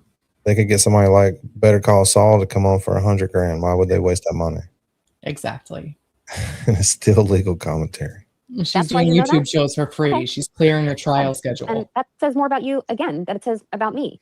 I actually kick the tires and ask questions and find out facts and don't just spoon feed and allow myself to be force fed lies by people so they think, that they can influence you. Make up your own minds independently. Couple extraneous comments about Nurse Kim. And I'm gonna hop around a little bit on people. Nurse Kim, I didn't have any bad experience with Nurse Kim. She asked me to appear on one of her shows. I did. I thought it went well. She said it did. I love how she kind of smack talks now because, you see who she aligns herself with. But Nurse Kim, from my experience, really had no reason to have an issue with me. But if she did, she did. That's her prerogative. I would never try to control that. But if it was her taking a bullet and having me on her show because she was taking a bullet, babe. Oh, let's take a bullet and have Nan on. Okay. Then why did you fucking ask me on again? Why did you ask me on again? We were scheduled at your request, not my request, for me to appear on your show again. And I cleared my schedule. We arranged a date. I was set to join and talk about some medical related nuance to the Karen Reed case. And it was set to happen on a Saturday morning at your request, Sunday morning at your request. And this is the second time I was going to appear with you. And then I was all ready. I said, okay. That morning arose. I had never, it was just days after it was set up. I had never received a link to join the StreamYard. The time for the stream passed and I texted her and I said, oh, I'm sorry, I didn't receive a link. Like, are we starting soon? And she told me, oh, I'm so sorry. Whatever word she was using, but, it completely escaped my mind. My father is sick and I'm going to have to reschedule it. And that was my last interaction with her. So I would simply point out, and there's a lot more I could say, that's my own personal commentary about her talents, or whether or not I find that she has any. She has the right to express herself in the ways. Why does it always have to be commentary? She always brings that up. It's my personal commentary. Like, it's not that special. All you do is you talk nonsense for way too long and everybody's brain shuts off. Like, it's not that great, dude. It's just my opinion. It's just my personal commentary. In which she wants to. It's her manner of expression. I won't comment on it because my personal opinions are my own. But what I wanted to highlight as to her is simply that, if it was that awful and you really took that bullet to have me as your guest the first time, you took that for the community, then why did you ask me again? All right. I have my own opinions as to whether or not you're being truthful to your audience of people who pay money to you, as to whether or not you heard and or disclosed an unlawfully recorded conversation. But I will leave it at that. Simply put, it's better to be honest with your audience and they will forgive you for whatever reasons you were dishonest with your audience. But you know that, Kim. You know that. I mean, it's kind of indisputable at this point. She heard the recording and then she lied about it. I mean, which is fine. I get it. She didn't want to get but then instead of just being quiet about it, she decided to gaslight Karen and be like, well, Karen's starting all of this problems with Karen when she wasn't recorded and I didn't hear recording and blah, blah, blah. It's like, all right, just you're free to have time. Just stop lying about it. And yeah, I have my own thoughts on her. Like, I've done nothing to this person, nothing. I even kept my mouth shut about her hearing the recording. And then she decided to start with me, publicly attacking me on her show. And so, right. I mean, she's just another morally bankrupt person that, you look at her life and it's like... Well, morally bankrupt. Who cares? Who cares? And How on that point, Meredith, because that's a good point. There is a lot more I could say. I think that there's always a lot more. Really reckless for anyone with a public platform, meaning a YouTube platform and channel. Much more. To be commenting about, and let me use you as an example.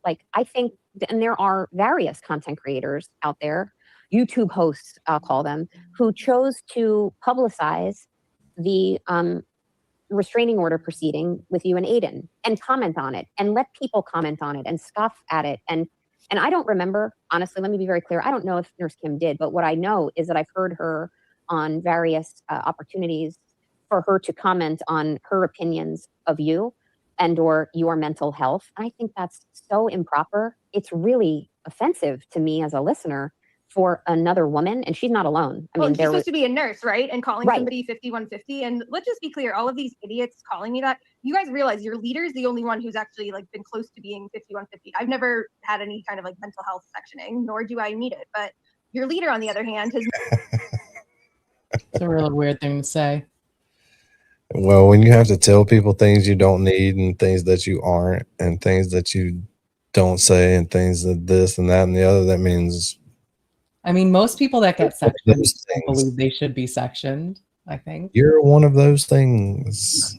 Like, don't look behind the curtain because that bitch crazy. has been had like these public suicide threats. I mean, first with the extension cord with Leah Janduso, LG1, and then Lindsay, the video of him walking down the street threatening to walk into traffic. I mean, if anybody needs like serious mental health help, it's, I mean, he's texted me too when we were together saying like the world, like I'm just gonna do you and Julie a favor and like isn't this improper to talk like, about? I don't want to live without you. Like it's fucking deranged. And then you have Will the Glare who has like a documented attempt to wear his kids there and he's threatening to slit his wrists to his kid. It's these people are all fucking like sick. They're sick and they're the ones calling me 5150. I mean, it's the lack of self-awareness. It's why it's like I don't take anything seriously. You just did that. I agree. The hypocrisy of it all. Like I said before, there was someone I spoke to right before this Spaces who was like, what's the word you would use to describe all of this? Here we go again. And, you know, and I was like, I don't know. Is it hypocrisy? It's sad. It's just, I don't understand that. And I do, as a woman,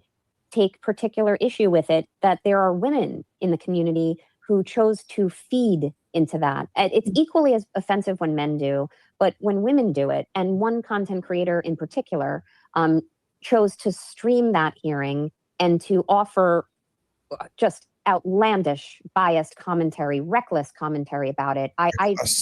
I'm going to reserve comments about that, but other than to say that, I don't even know who you're talking about. I've never listened to anybody's streams of it. I've never even listened to the hearing after because it's just behind me, you know? And like my biggest thing with that was that I was worried at the time. I wasn't like, I just wanted to stop and I was worried at the time. I had convinced myself I wasn't going to be able to find a new job because of all the shit with them and like the purple Kool-Aid. Well, they actually know that their little best friend, Lana, watched Melanie watching the hearing.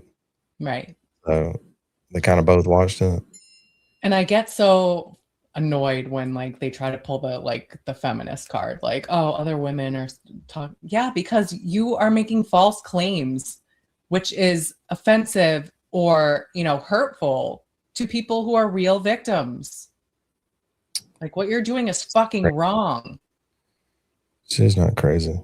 She just stole shit, put his fucking shoe in a cabinet, hid his key, videotaped him, downloaded all of his fucking devices while he wasn't paying attention. And then you say like, oh, I'm going to tell them you hit me. Like, do you know what that perpetrates to women who are actually victims? That is fucked up. Calm down. Calm down. Sorry. She hit the man's shoe. It's just as bad. Like, who thinks about that? Let me hide his shoe. I'm from Mississippi. I was just left barefoot. Fuck you. I'm gone. Mo and Joe. Kool-Aid stuff with the shows named after me. And then like, I think I told you at the time, like a day or two into like before the second hearing when it was rescheduled, I got this offer from there and I was like, I was so nervous for a few weeks that like they were gonna like see something like Googling and they were gonna like rescind it. I like didn't want to get excited about it. I was literally like, I didn't tell my mom for like until it was like a done deal. Like I was starting and everything because I was scared that something was gonna happen and they were gonna rescind. Like I didn't let myself get excited about it because I thought they rescinded. And that was like the thing with just the fucking with my job. And yes, Aiden did fucking contact my job on his stupid burner account called Steve Sweet Matter. They were all fucking with my job. Jessica, that was like really what was the turning point for me deciding to try and get an order on him. Like, because it was like, this is never going to stop. I took breaks from Twitter. They didn't stop. And like Purple Kool-Aid doing, I mean, right now his stupid channel's gone anyways, but if that gets back up and those are memes, I'm fucking suing his ass. I have the money now. I have what I need to do it. Like he can, like, it's just they just took it way too far, and that was why I did it. But like any of them, like you're streaming a restraining order hearing. I mean, I don't know why I'm surprised because they all did it with his one with Lindsay, but it's like these people are fucking weird. Who the fuck like wants to like make this content? They've all made thousands of dollars off me and Aiden's breakup the last few months. Like, I mean, you look at the views on Jess Machado's show when the stuff with our breakup was really going out. They're like double what they are now because this is like great content for them. They're all just like sick, gross people. This makes them excited, calling people 5150. Like imagine if I really was like upset and had mental health problems, like calling somebody that, like you really somebody are. who really was, and then you're mocking them, calling 5150, they would probably kill themselves. Like, but it's just, I don't know. It's just, there's no words to describe them. And that's why I just don't care anymore what they think. They're all just gross. Yeah, there are words, and I'm sure you can over articulate with your fake voice and accent and say them. And their fans, like, think, like, does that make you feel good listening to some of these people? Like, talking, not even just the ones that talk about me, the way they talk about you and your body, like making songs about you and like your skin. Like, if you're the kind of person that is cheering that behavior on and thinking this is good and that makes you feel good and you're entertained by it, like, take a look at your own life. And my Twitter feed now on this account is so much better than my old one. It's like stuff with like fitness, and working out, and like recipes and animals. And it's just, you feel so much better after like listening to a podcast about, I don't know, like how to build a business or anything but like, yeah, you should have done that a long time ago.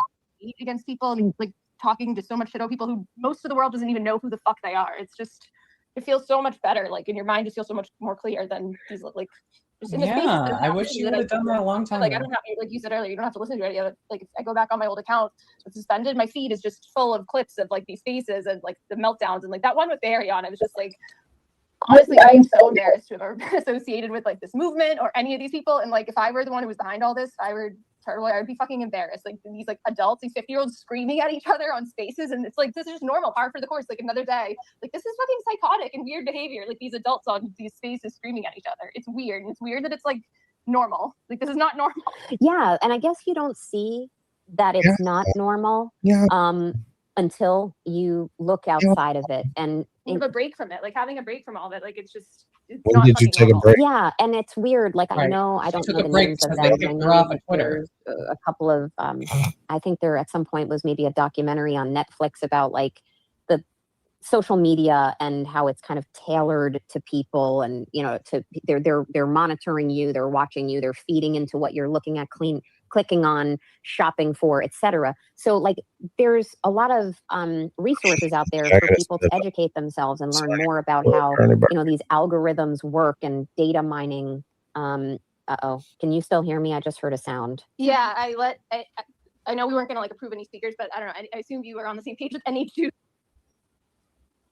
I just heard a sound.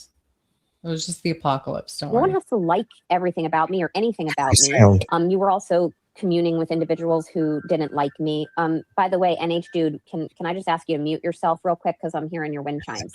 Thank you. Not my boyfriend, I swear. How did you know that was wind chimes? Because that's your damn boyfriend. What the hell kind of shit is supposed to happen? I watch. This is crazy.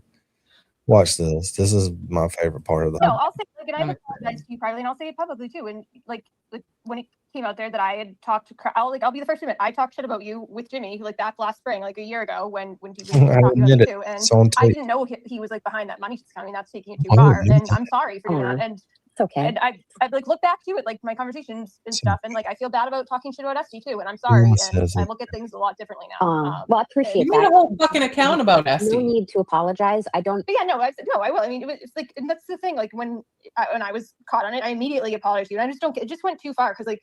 I mean, he really did start it with you, Nan. Like, I don't get why. Like, once it was like kind of exposed, I don't get like why he didn't just apologize, like instead of doubling down. And like that's when it escalated, and then it escalated, and of course you started saying stuff back, and like the thing about the kids, and it's like I don't know. He just apologized and just stopped. Like when it first happened, like it would have never gotten here. Hey, that's my cousin. I don't know if it makes you feel good. It's like you're somebody in your 30s and 40s and 50s saying these like mean things, like bullying things. Like I just try to think about it, like if whoever's right or wrong, if like it was my daughter in high school and it was like another high school saying these things about her, like would you feel good about that? Would you feel good if your child was the one saying it about others? And if the answer is no, and then you're still an adult saying this, it's just gross. It is. And I would also say, like, to any of those who are doing it, like, not only the whole what if I was your sister, your mother, whatever. It's this fucking like illusion of grandeur and self-righteous bullshit. Like, I would like to just say to all the others who are being like we're being, because when we get off of here, we're gonna go troll the fuck out of some people and dox a few people. So if you're being mean, I'd just like to say something to you. Like, why? Yeah, you shouldn't do that. I will, but you should. It's okay for them to do it. Whatever. Mm-hmm. But like, what if it was your child doing this to someone else. Oh. Think back to any of you who are engaging in behaviors like this. And Just just imagine for a moment that your child of whatever age was doing this online, whatever this is, whether it's trolling people, insulting them, going after jobs, destroying relationships, identifying personal information, threatening to put up billboards in a person's town. So you just described your co-host. All of that stuff. What if it was your child engaging in that? Like, would you be proud of your child? Or would you use it as an opportunity to maybe parent them and lead them in a better direction moving forward? I have kids who are 11 and 13. I'm not naive. I know with bigger kids, big problems. I get it. I don't need people making parenting critiques, including Jess Machado, who likes to critique my parenting because, you know, she's been a parent for 25 years and she's going to teach me some lessons about how to be a better parent. I'm going to try not to throw up in my mouth as I utter those words. But the point is, you know, we look at. I had the Growing up. I had the funniest comment, but I messed it up. I gotta go back. All right. All right, hold on. No, I think she said she won't. She's like, everyone says I should, but I won't. No, wait till later when she talks about the video that she's got. Then she really gets into it. Like, you're gonna like that part. Hold on, I gotta do this. Look at these scenarios in my mouth as I utter those words. They're parents. Yeah. I'm gonna try not to throw up in my mouth as I. Would you just eat lunch? Utter those words. But the point is, you know, we look at these scenarios and say, like, okay, I get it. My kids are going to get bigger and they're going to have bigger issues that they engage in behaviors that I can't control. Okay, but it's my job now to help parent them as they enter a new transitional phase in their lives, to help them make better choices and to see that I'm not perfect and I too make mistakes, and how I dust myself off and learn from those mistakes. So I would simply say that there has been and will continue to be opportunities for people who have even done pretty bad things, including myself, to, you know, sit at the proverbial table and have a conversation and try to make amends and move forward, because I do believe that's the best for everyone. Doesn't mean everyone has to forgive each other.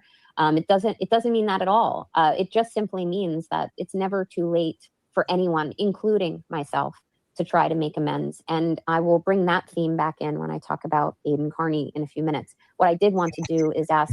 This would have been a really good conversation to have with her. Like, is there something you would like to say at this time? Yeah, when it happened. Well, good afternoon, ladies.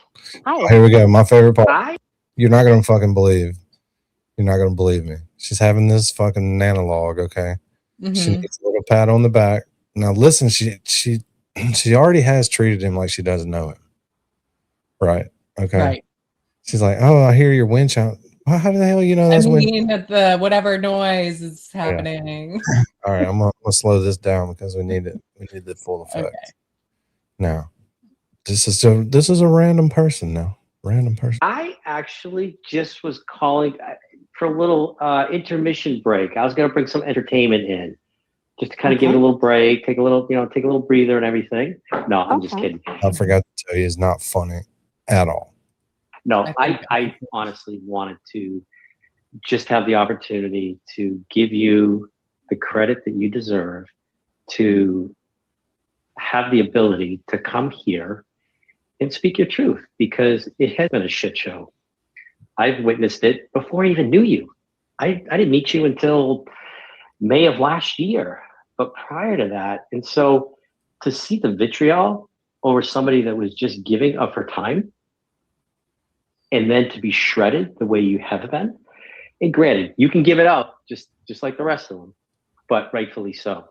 So I just wanted to come up and give you props for airing your truth, stepping up to the plate, and kind of setting the record straight. As we know, you could speak for 10 hours. You're still going to have people out there that are going to be naysayers, but I just want to give you the credit. This dude came up there and wants to give you the credit that you deserve. You're in a spaces. You're not accepting a fucking award. You're not like policing the world. You're not the manner police. You're not the nice police. Nobody gives a shit about your opinion, whether you've been to law school or whatever. Who gives a fuck? This is ridiculous. And then after all this other bullshit we've had to listen to, you sneak your fucking boyfriend up here and pretend like you don't know him. She's like, good boy, here's a baby wipe. Yeah, you let him talk good about you and shit, and you're like, oh, thank you. Go clean those balls. That's the fucking smokiest smoke I ever seen anybody smoke. Yeah, fucking So lame. great job. And I'll let you get back to it. All right? There. Did I give you a couple minutes? I'll let you get back to it.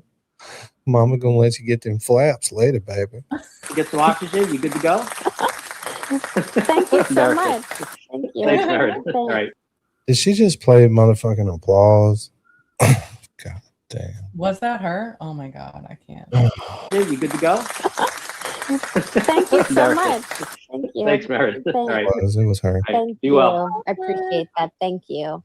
And I would say that, you know, there are Thank people, you. whether it's NH Dude or other Fucking boyfriend. content creators, you know.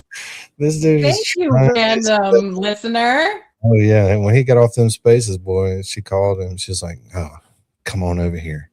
You getting the flaps, baby? You know, people like Flap that." Brian LTL of LTL, Brian of LTL Media, Mike Crawford of the Young Jerks, The real JFK, James Jackson, Oh, Heavy Kev, Oh, all the Yes. winners. Grill, John Camo, Eric DiGirolamo, and there are others. I know I'm forgetting. DJ and Boston BF, who have witnessed what's been going on, at least as it relates to me, and have expressed, you know, their feelings to me about it. And some have been there for me to, you know, vent to them or to express that I was upset for a period of time.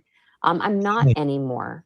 So good for I you. think a lot of times, and I'm guilty of this too, you know, you hurt people just to land some punches, and I do believe hurt people hurt people. I'm not saying in any Come up way with that that I'm one on your own. she just just Sweet released bumper stickers. any of her liability of her words. She's like, "Look, I said some stuff, but I was hurt first. You know, Yeah, you did it to me, so I did it to you." I was just poorly reacting. Yeah, that if they did it to you and you did it to them, you're supposed to squash it like it's over, Right. back and forth. But when you bring it back up later down the road to give your fucking condescending ass fucking opinion of it, it just starts right back up. that I'm not guilty Right. of that We too. see But you. what I have done is engage in it as a reaction, not proactively. And you know, I just wanted to say that these people that I've just listed have been really great. And they've all continued on in creating good content. So for anyone who is listening to this who doesn't follow their channels, I would strongly encourage you to, not only because I think that they're good people, but they create good content, and they're not Yes. going anywhere. So this cancel culture type of mentality really isn't working. Maybe it worked. All right, I don't want to keep stopping them, but it's not cancel culture. YouTube's a place where like you go to watch the people you like, and if nobody fucking likes you, because I've been there, if nobody likes you, nobody's gonna be there to watch you. Right. It's cancel culture. Like, oh, nobody go watch Mike. It's like, well, most of the time anybody watched Mike was because Betero was on there, because Mike made Betero. Duh. People don't watch Mike because Mike is not entertaining, and it's fucking cringy as fuck to watch. And the only people that watch are the people that enjoy watching the cringe. I mean, give me a second. I gotta find something. Because like no one can tell me with a straight face that Afro Man interview was Oh my God. good. Was good. You had the dude on that is known for pot and love it and the whole thing. You had him there, and you told him you were gonna smoke with him. And you didn't even fucking smoke, you loser. He was at a weed-friendly channel, and you didn't even fucking smoke with him. Afro Man. I know. It's like, dude, what? Why would you not light one up? You could have told grandma, I mean your girlfriend, that you're gonna smoke in the house one day. It ain't gonna kill the fucking dog. And if you weren't going to, then why'd you bring it up? The dog's gonna be fine. A little bit, but I think that it's short. That was short-lived, and there's nothing. Dang, Cajun. Thank you. Y'all are wild. But growth, and I see great things ahead Yeah, for earlier them. she was trying to. And I think a lot of them shake their head like NH Dude does as well, which is like, I don't understand where this was coming from, and it was coming pretty early on. The first night that I ever streamed, I was on the Young Jerks back at the end of January 2025, and Mike had made a comment, and it was the first time we really had a full conversation. We had one phone call before that stream, and he had said to me, you know, on the stream, he said something like, you know, the trolls are going to come for you. Don't, you know, brace yourself. Brace yourself. Usually takes about a month or a month and a half, something like that. I mean, it took hours. It took days for trolls to come. Everybody. And mostly those trolls were antis, you know, anti-free Karen readers. Many of whom I've since had opportunities to have respectful conversations with, even though we are diametrically opposed as to what we think happened, and who's at fault for it on the evening of January 29th, 2022. Some of them who had originally come at me with negativity or personal, you know, ad hominem attacks, we've had conversations since. And no, I'm not anti. I haven't flipped. I'm not going to the Commonwealth and switching teams. And I still do believe in the First Amendment. But these are people, and I've taken the time to discover some of them and to realize that they see me as a person and I see them as a person. So I just wanted to take an opportunity to say that. And it doesn't mean also that I have Turtleboy derangement syndrome. No matter what anyone likes to say about that or think about that, you're talking into a very limited echo chamber with a very limited population. Okay. Yeah, that's not a real thing. Despite putting it in court filings, that doesn't make it real either. Fair enough. Realizing, seeing somebody for who they are. Fucking, I gotta do it. Sorry. Make it real either. Fair enough. Realizing, seeing somebody for who they are. To today, Junior. God damn. I gotta stop doing that. Not derangement system. What is that? Wow. Copying Trump derangement system. Like, again, like the inflated sense of self-importance. Yeah, I could go on to that. It's not a real thing. It's not a real thing. That's it. Yeah, I appreciate your insight there. It's saying it doesn't make it true. And I would say consider the source. And honestly, and I will talk about Aiden in a few minutes, but for people who think I'm just anti-Aiden Carney and I want him in jail, that's not true either. That's not true either. I'd like him to try to be a better person. Whether it's as to me or to others. I don't like. Why does she think because she wants somebody else to do something that they need to do it? Like, I would like him to. Who cares? Who put you in fucking charge? That's what you want. No one gives a fuck. Nobody cares. I would like if everybody would just do what I say, then we'd all be okay. No, we wouldn't. Don't tell us what to do. A lot of his commentary as to others whom I care about, but I don't wish him to go to jail. I don't want the Commonwealth to be successful in its endeavors as to him, but I can say more about that momentarily.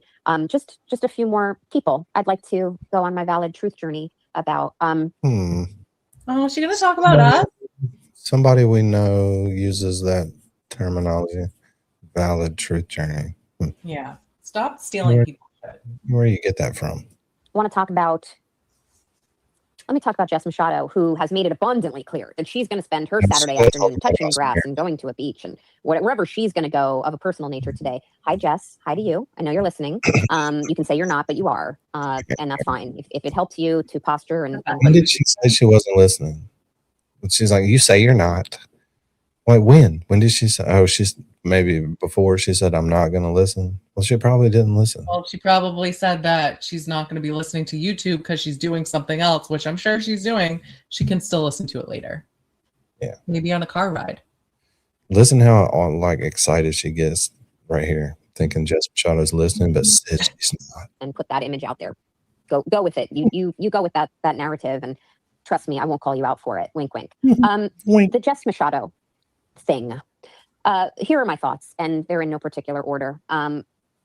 I went at her with a post, and I said this a couple weeks ago, but just for those who weren't listening, I went at her with a post in the fall at some point of 2025 after months and months of incessant YouTube streams and commentary, negative in nature. That's me putting it euphemistically, that she engaged in as to Brian of LTL Media incessantly. I don't think there's anybody who is listening to this now or hereafter who would disagree with me. She went all in, as they say, balls deep in going against him. And I let it happen. I watched it happen. I listened to it happen. I was absolutely appalled by not only what she was saying, but more seriously, the frequency of how she was doing it. And her experience with him, that's her experience. I'm not going to ever critique her for that. She has her experience. I think she's completely embellishing it for motivations that are quite obvious to the critical eye. But she went all in as to him for months and months and months and stirred a hornet's nest of people against him. It also spurred on some derivative offshoots, which are troubling in nature, which I won't discuss today. But I will simply say I did. They never take responsibility for their own failures. They always blame it on somebody else. Like, Right. it's your Like, fault. yes, It's I your know fault. It's your fault nobody's coming to my channel. It's your fault people don't like me. I reacted poorly. motherfucker, But they made me react poorly. Like, no. Yes, you're on YouTube. People see you. They listen to the condescension in your fucking voice, especially LTL. Like when he's talking, it's like, dude, this is just weird. And then he tries to read and he can't even read. It's like, wait a second. Yeah, Aren't you always trying to act like you're fucking better than everyone and you can't even read? It's always somebody else's fault, though. Always. Like, nobody's here. Nobody likes us.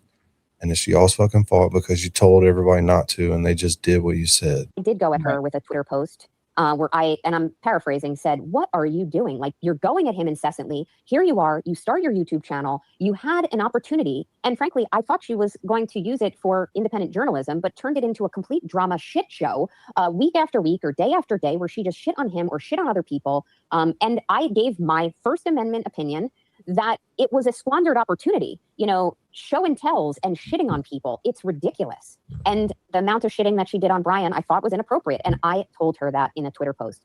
The reaction to that, which conveniently, and by the way, she was free to react to it. And boy, she did. But the reaction to that conveniently gets spun. So let me allow an opportunity here for me to set it straight. Everyone thinks, oh, you first went at her and you first weight shamed her, etc. No, I posted, like I just said, and you can look back. I don't delete posts. If I've deleted anything, it's to protect my family. But I don't delete posts. But if I did, it was to protect me or my family.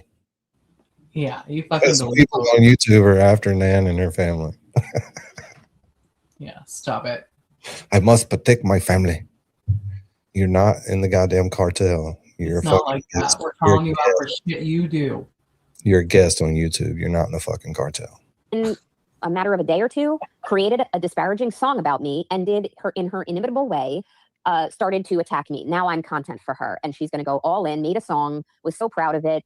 It disparaged me, making fun of whatever I wore to the JFK event, I believe. I think that was part of her original song. I could be wrong on that, which I'll talk about that outfit in a moment. But anyway, she went all in and disparaged me with a song. And then game on. I wasn't going to back down at that point. And I did weight shame her. Tom. I don't know what to say about that other than, yeah, absolutely. Was I formerly 200 pounds heavier than I am?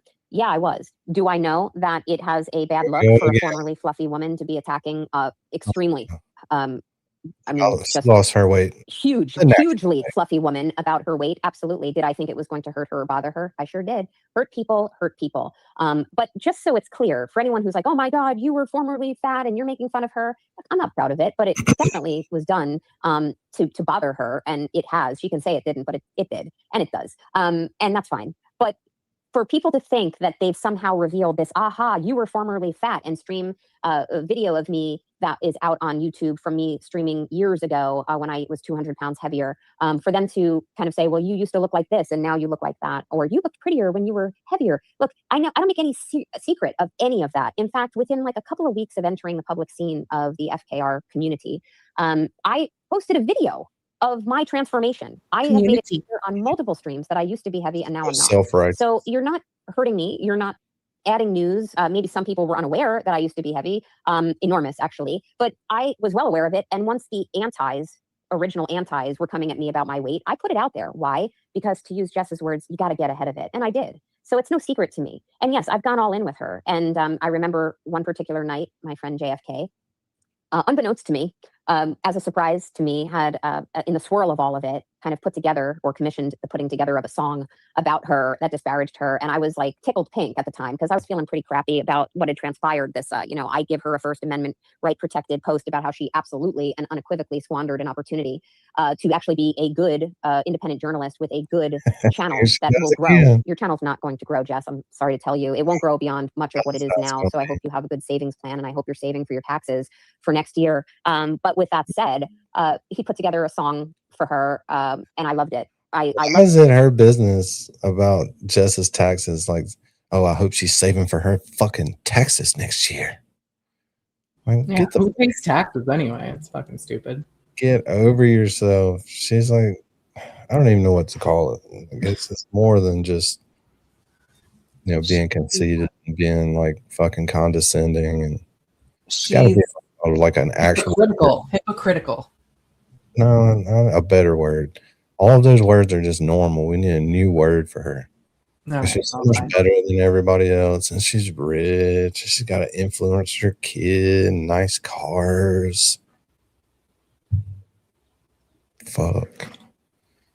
It's like, my way is the best way. I loved it like a little schoolgirl. I was like, wow, this is great. It made me feel better in the short term. I got the quote unquote dopamine effect from it. And it kind of all spiraled from there. And I will simply say this. I'm not just like, Jess isn't going to stop. I'm not going to stop shitting on supercilious. So if she wants to continue on, I will too.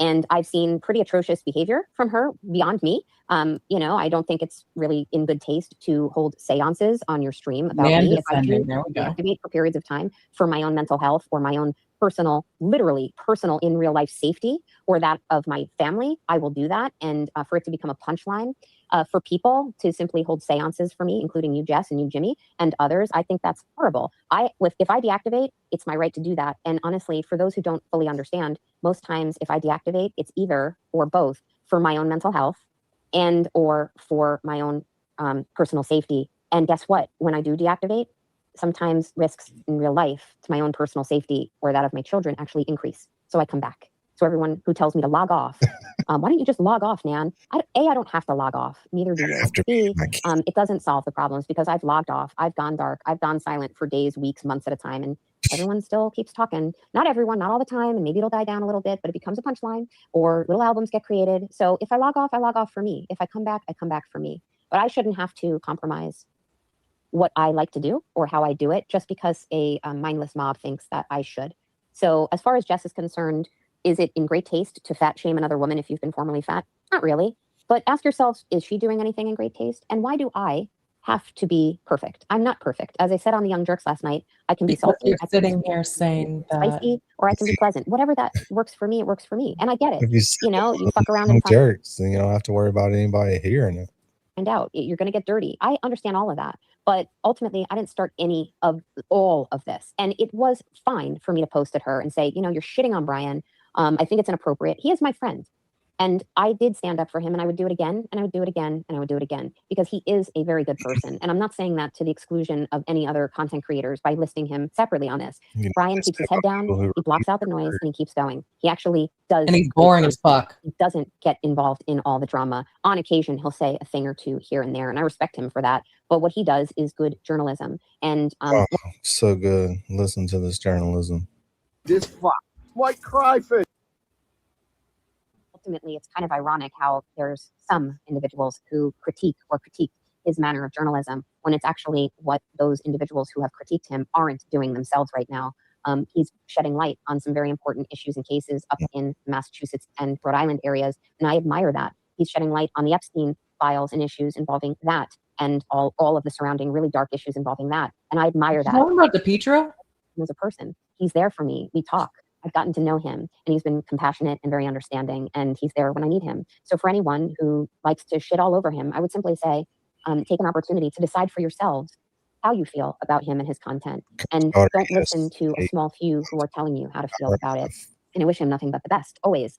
So I'm going to move off of Jeff Machado, other than to say, to spend your day doing your job, your quote unquote work, for upwards of 3 hours at a time on a weekday, sitting in your car, on your ass, talking shit about people, complimenting yourself, self-aggrandizing, and simply sitting there spewing bullshit. Self-aggrandizing.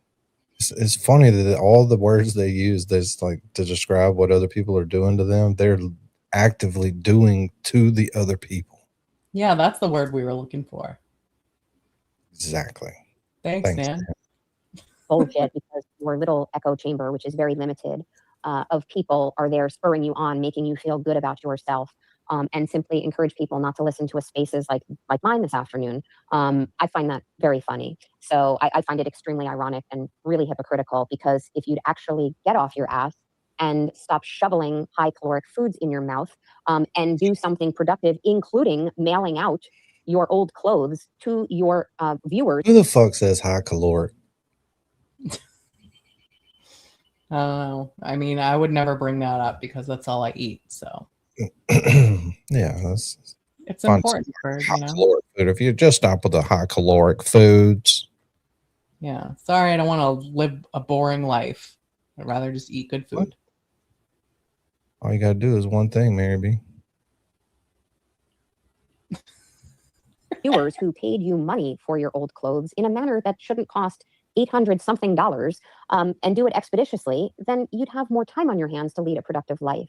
But if you want to continue talking about me, I will continue talking about you. I don't care. I'm not going anywhere. And I also take personal issue with the reckless and inappropriate manner in which you have chosen to treat Jennifer Altman and Meredith and others, but beyond Brian, who I've mentioned, the way you've shit on Mike Crawford. I think it's really disgusting. You're a disgusting individual. So I understand that will welcome a bunny raid. It will welcome a seance. It will welcome more drama from you. And I don't care. What I can tell you is you have, as I said in my first tweet to you, you have an opportunity to actually do something productive with your talents. And you don't. You squander it. And it wouldn't take much to look in the mirror and to do something positive with those skills that you have. Also, you and others have commented on how I look and how I look so old, and gosh, you think I'm so old, and how I've dressed at the JFK event. And I know other people have said that too. I believe I was described by Aiden as dressing like a prostitute that evening. That is really something. First of all, it doesn't bother me that you said that. I'm actually really proud of how I look. Do you lose 200 pounds naturally, I might add? I don't. Naturally, Mary B. Then what's with all the skin flaps? Because when you're that big, you're gonna have the extra skin forever. You stretched it too far. Yeah, I don't know. Might as well just fill it out with fat. You ever seen a balloon after you blow it up too far and it pops? Yeah. Don't take weight loss medications, and I haven't had any gastric or bariatric surgeries. And do you do that in your late 40s and with my family genetics look like a supermodel? No. Do I have extra skin? Sure. Do I want to have something done about that? Maybe at some point in time. That's my personal choice. But I can tell you one thing, I'd rather be a size 2 than a size 28. And I am proud of how I look. I think I looked great that evening. And if you think otherwise, that's your opinion. But if that's what you have to say about me, if you want to make fun of my boots or my black leather pants that I would have never been able to fit in a decade ago, or even would be weird. years ago, and I never thought possible, okay, I was really proud and I thought I looked great. So for all of you who choose to say I look old, or I'm a boomer, or I look like a skeleton, well, I frankly think you're wrong. I put a lot of pride in how I look. And that goes to you too, Will. And I think a lot of people forget. They think I always dress a certain way on streams. Anyone, I challenge you right now to look back at the body of work that I've done. And I'm using work extremely loosely. But if you look at all the streams I've done, and I mean, I don't know. Body of work. I'm sorry. Sorry. We gotta listen to that again. I'm sorry. I don't want to do it, but I got to. So she says, If you look at my rambling on about nothing portfolio, you will she see says my body of work. If Oh, you it's look at my body of work, and then she says I use the word work loosely. No, you should use the word body. Work that I've done, and I'm using work extremely loosely. But if you look at all the streams I've done, and I mean, I don't know, there has to be over 100 since I entered the scene in January of 2025. I wear all different outfits, mostly t-shirts and long sleeves and sweatshirts, or I'll wear tank tops, or sweaters, or work attire. Who feels the need to justify themselves like that to people? Nobody get.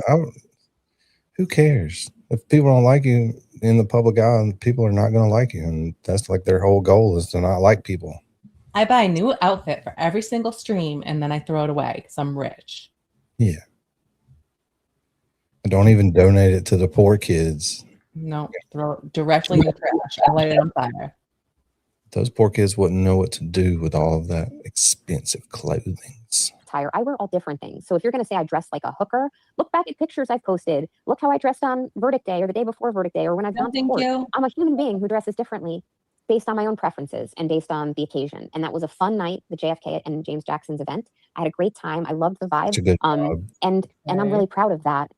Was that an unconventional outfit for me? It sure was, but I really liked it. And that's what I choose to take away from that evening. And Jess Machado, no matter what you think, how old I look or how I looked better fluffy, I'm 3 months older than you. So I think even though people can say, oh my God, Nam looks old and skeletal or horrible or wrinkly, I would tell you all, I actually think that you just need to look in the mirror and you think you don't look old because you're fat.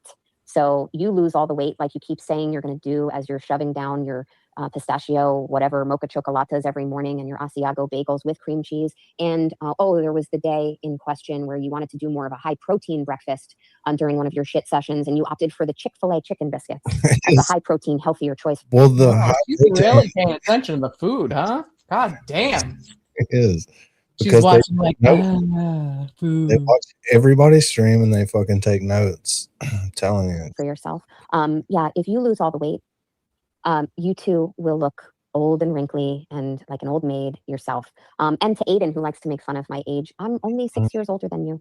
So you can make your little off-color comments like, geez, she's only 6 years older. She looks old. She looks horrible. I'm only 6 years older than you. My kids are only a year or two older than your kids. We talked about this. So think what you're going to think and draw your own conclusions. But that's how I feel about myself. And guess what? That's most important. I take pride in my appearance. So moving on. As far as a prominent YouTuber is out there, everyone likes to say, oh my God, you're jealous of that YouTube creator. You are upset that you were never asked to be on that YouTube creator's show and you started talking shit about that creator. Let me dispel some myths here. One, I didn't want to be on any creator's show in exchange for offering super chats. I've already explained that. Two, that creator show really doesn't lend itself quite often to guests. I actually had no and still have aspirations of ever being on that show. I actually watched that show or that channel frequently. It was an opportunity for me to get pleadings read to me primarily, which helped me better digest things in my life and my daily day as I was following the Karen Reid case, and to hear some legal commentary, which albeit it's a little bit limited based on that creator's legal experience, but nonetheless.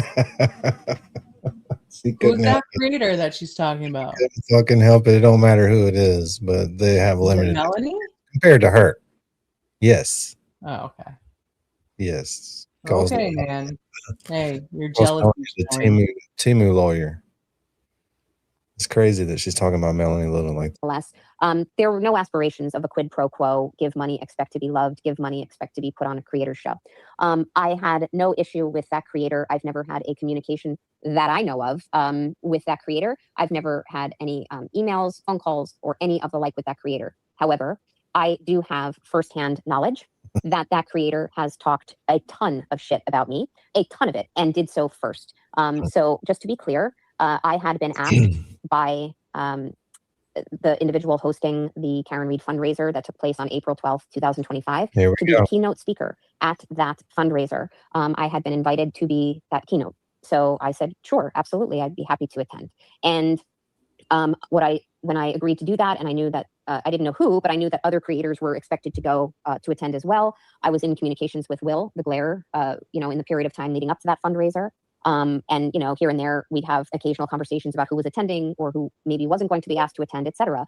It came to my attention from not Will, and individuals tied to the family, the Reid family, that this other content creator that I'm talking about had an issue with me attending, a tremendous issue. I don't know specifically, other than I was told it was a either she is disinvited or I'm not going scenario. That is what I was firsthand told by individuals connected to the Reid family. So I don't know why those individuals would lie about that. I'm certainly not lying about that. And I don't know why that content creator felt so bothered or insecure with him or herself to feel that he or she could not attend that fundraiser if I was attending. It was communicated to me that that YouTube creator had an issue in not being asked to be a speaker, and that I had been the keynote speaker asked. I don't know any of it other than what I was informed by individuals close to the family. This was also confirmed to me directly by Will the Glairer. 100%, he advised me of this as well. If he denies saying this, he's a liar. He's a gliar. He told me also multiple conversations with him that this YouTube creator had an issue. A gliar? And it was trying to be managed by the family as to whether or not this creator would be attending. One couple points back to Will on this point. Will used to talk shit about this content creator all the time. This one creator who didn't want to attend the fundraiser and took a big issue with me attending it. He would talk shit about her, him, all the time. So anything out of his mouth that he did not talk shit about her, him, then he's lying. Used to all the time. But suddenly, oh, they're buddies. Why? Because they're on the same side now. Why? Money. All right. It's all about money. It's about the grift. That's my opinion. I wasn't told that, but that's my opinion. It's better to be aligned and make money than to be divided and to lose money. And I don't think I'm misinformed on that. I'm a pretty smart individual. That's what it sounds like to me. But just to be clear, Will talked a ton of shit about this creator, the specifics of which, some of which I've gone into in chats and or on X. So I'm not going to do anyone's work for them. You can look back at every chat I've ever been in since January of 2025, when I was under the Law Furio handle, where, maybe since from then till now, I've said this shit. So I encourage you all, please waste your time, hunt around for chats where I've put these opinions in writing about that particular creator, or that Will has communicated these things, these really disparaging, negative things about him. So ultimately, I don't know. I don't know why that creator is so insecure and has a real issue with going to a fundraiser if I'm going to be there and I'm going to be the speaker, because I had no issue with her or / him. In addition to it, that creator I'm talking about has taken to his platform multiple times and has disparaged me, speculating as to whether stating 1.5 times for 3 fucking sentences. She's acting like Melanie Little did a whole show on her and shit, and she did not. Seriously. Matter of fact, she said one show, if the chat didn't stop fucking talking about it, she was going to goddamn turn the chat off. That's why she doesn't talk about it.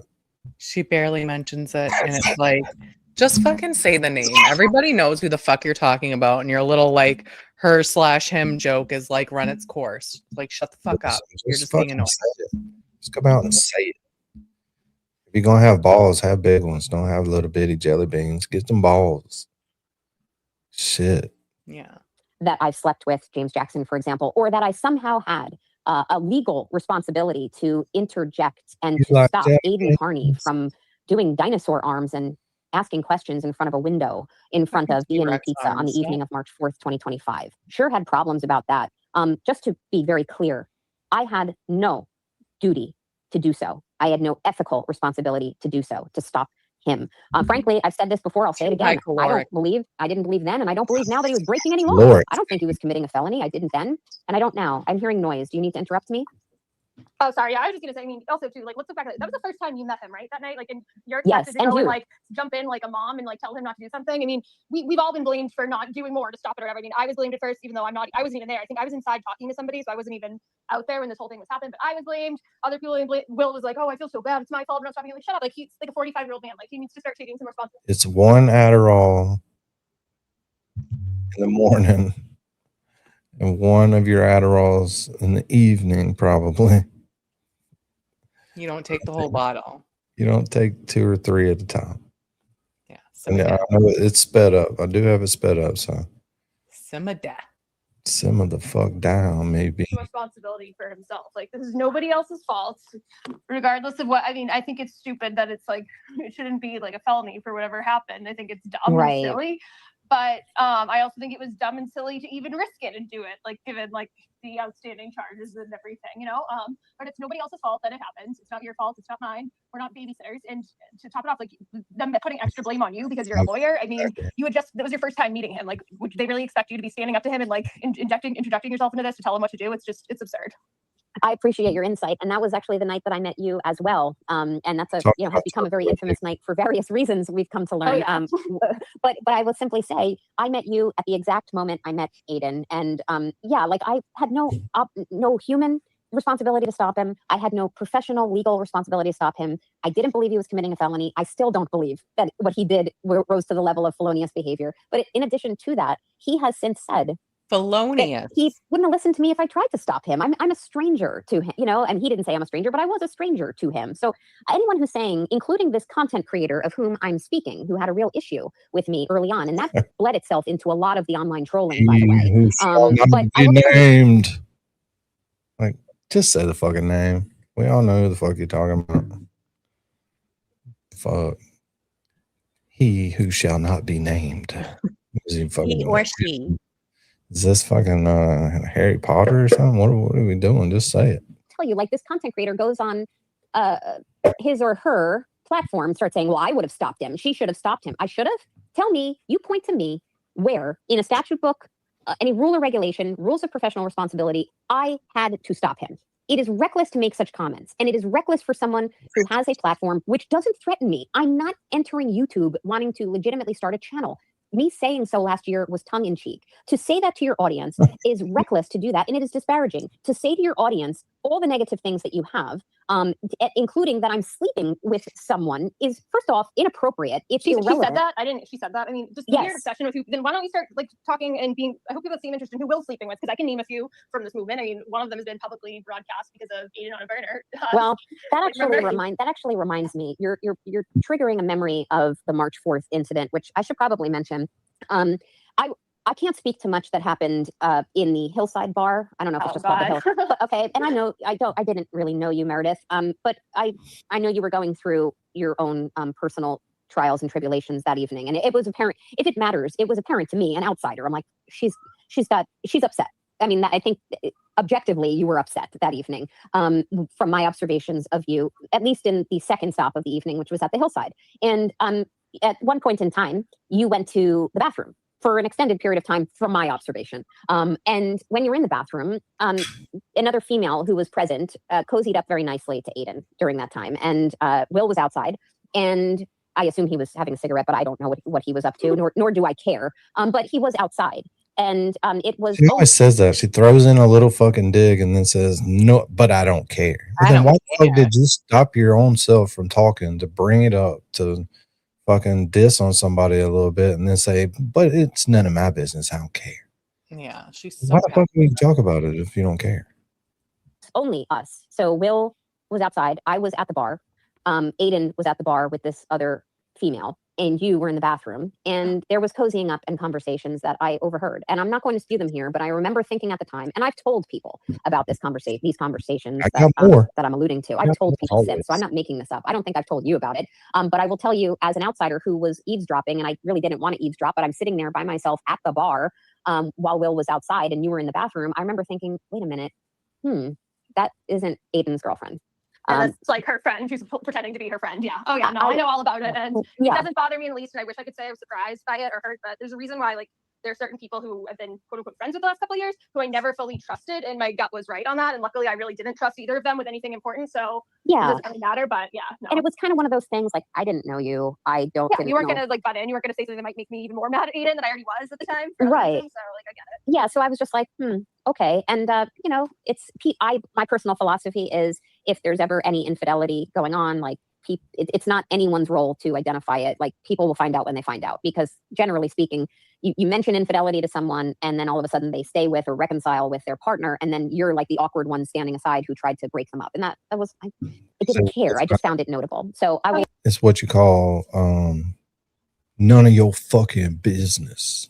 hate. No, I get it. I will leave it at that. It just stuck out of my mind. But while I'm on finishing up as to this content creator, yeah, there were many a time. I don't know why that content creator has chosen to take to her platform and in passing, whether personal observation or being fed information by a drama-thirsty portion of her chat, comments and information or misinformation about me, and then from in the brain, out the mouth, and spews it about me. So I will simply say that is the story. I did not initiate a single thing as to that person. It is my feeling that that individual absolutely does reside on X. I have not been quiet about my theories as to that person being on social media, looking at X. I also have my own personal views that that person has been in direct contact with others who have specifically trolled me or trolled me herself or himself, and I'll step off there. But I'm not threatened by that individual. I do think that, you know, the amount of filters used by that individual on her or his platform, it's pushing the limits of technology. Thoughts and prayers for the filtration system. I think maybe there's a heroic resemblance to Sparkly Rabbit. I pointed that out on my social media the other day, but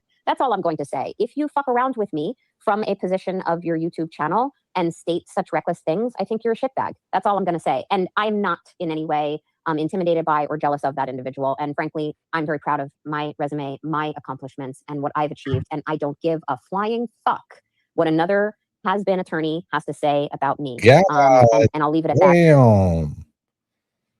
Has been attorney. Hoo-hoo-hoo. But unfortunately, Melanie Little's not even going to respond to you, Miss Nan. But I can't help what the family has told me. Yeah, I mean, it's just weird, her like obsession with you and your sex life. I mean, I hope she has the same energy about like Nurse Kim, what she's been up to, and then also Will. I mean, we just talked about that a little bit. That same night, I think he left with the person who was trying to get back with Aiden, like while I was in the bathroom. I mean, and I've since found out that that was another person he cheated on me with during our relationship, and it's just sad. That's because this is a person who has been like humiliated by him publicly for years now, and it's like she's just waiting and waiting.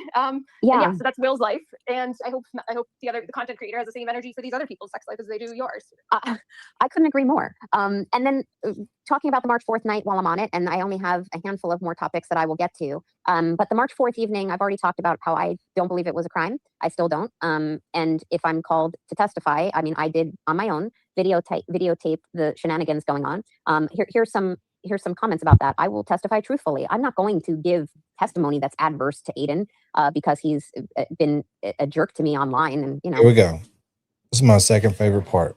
Other than when she brought her fucking boyfriend up on the goddamn stream or spaces to give her credit. This is the best part. And if Aiden's still here, check this shit out. This is a good part.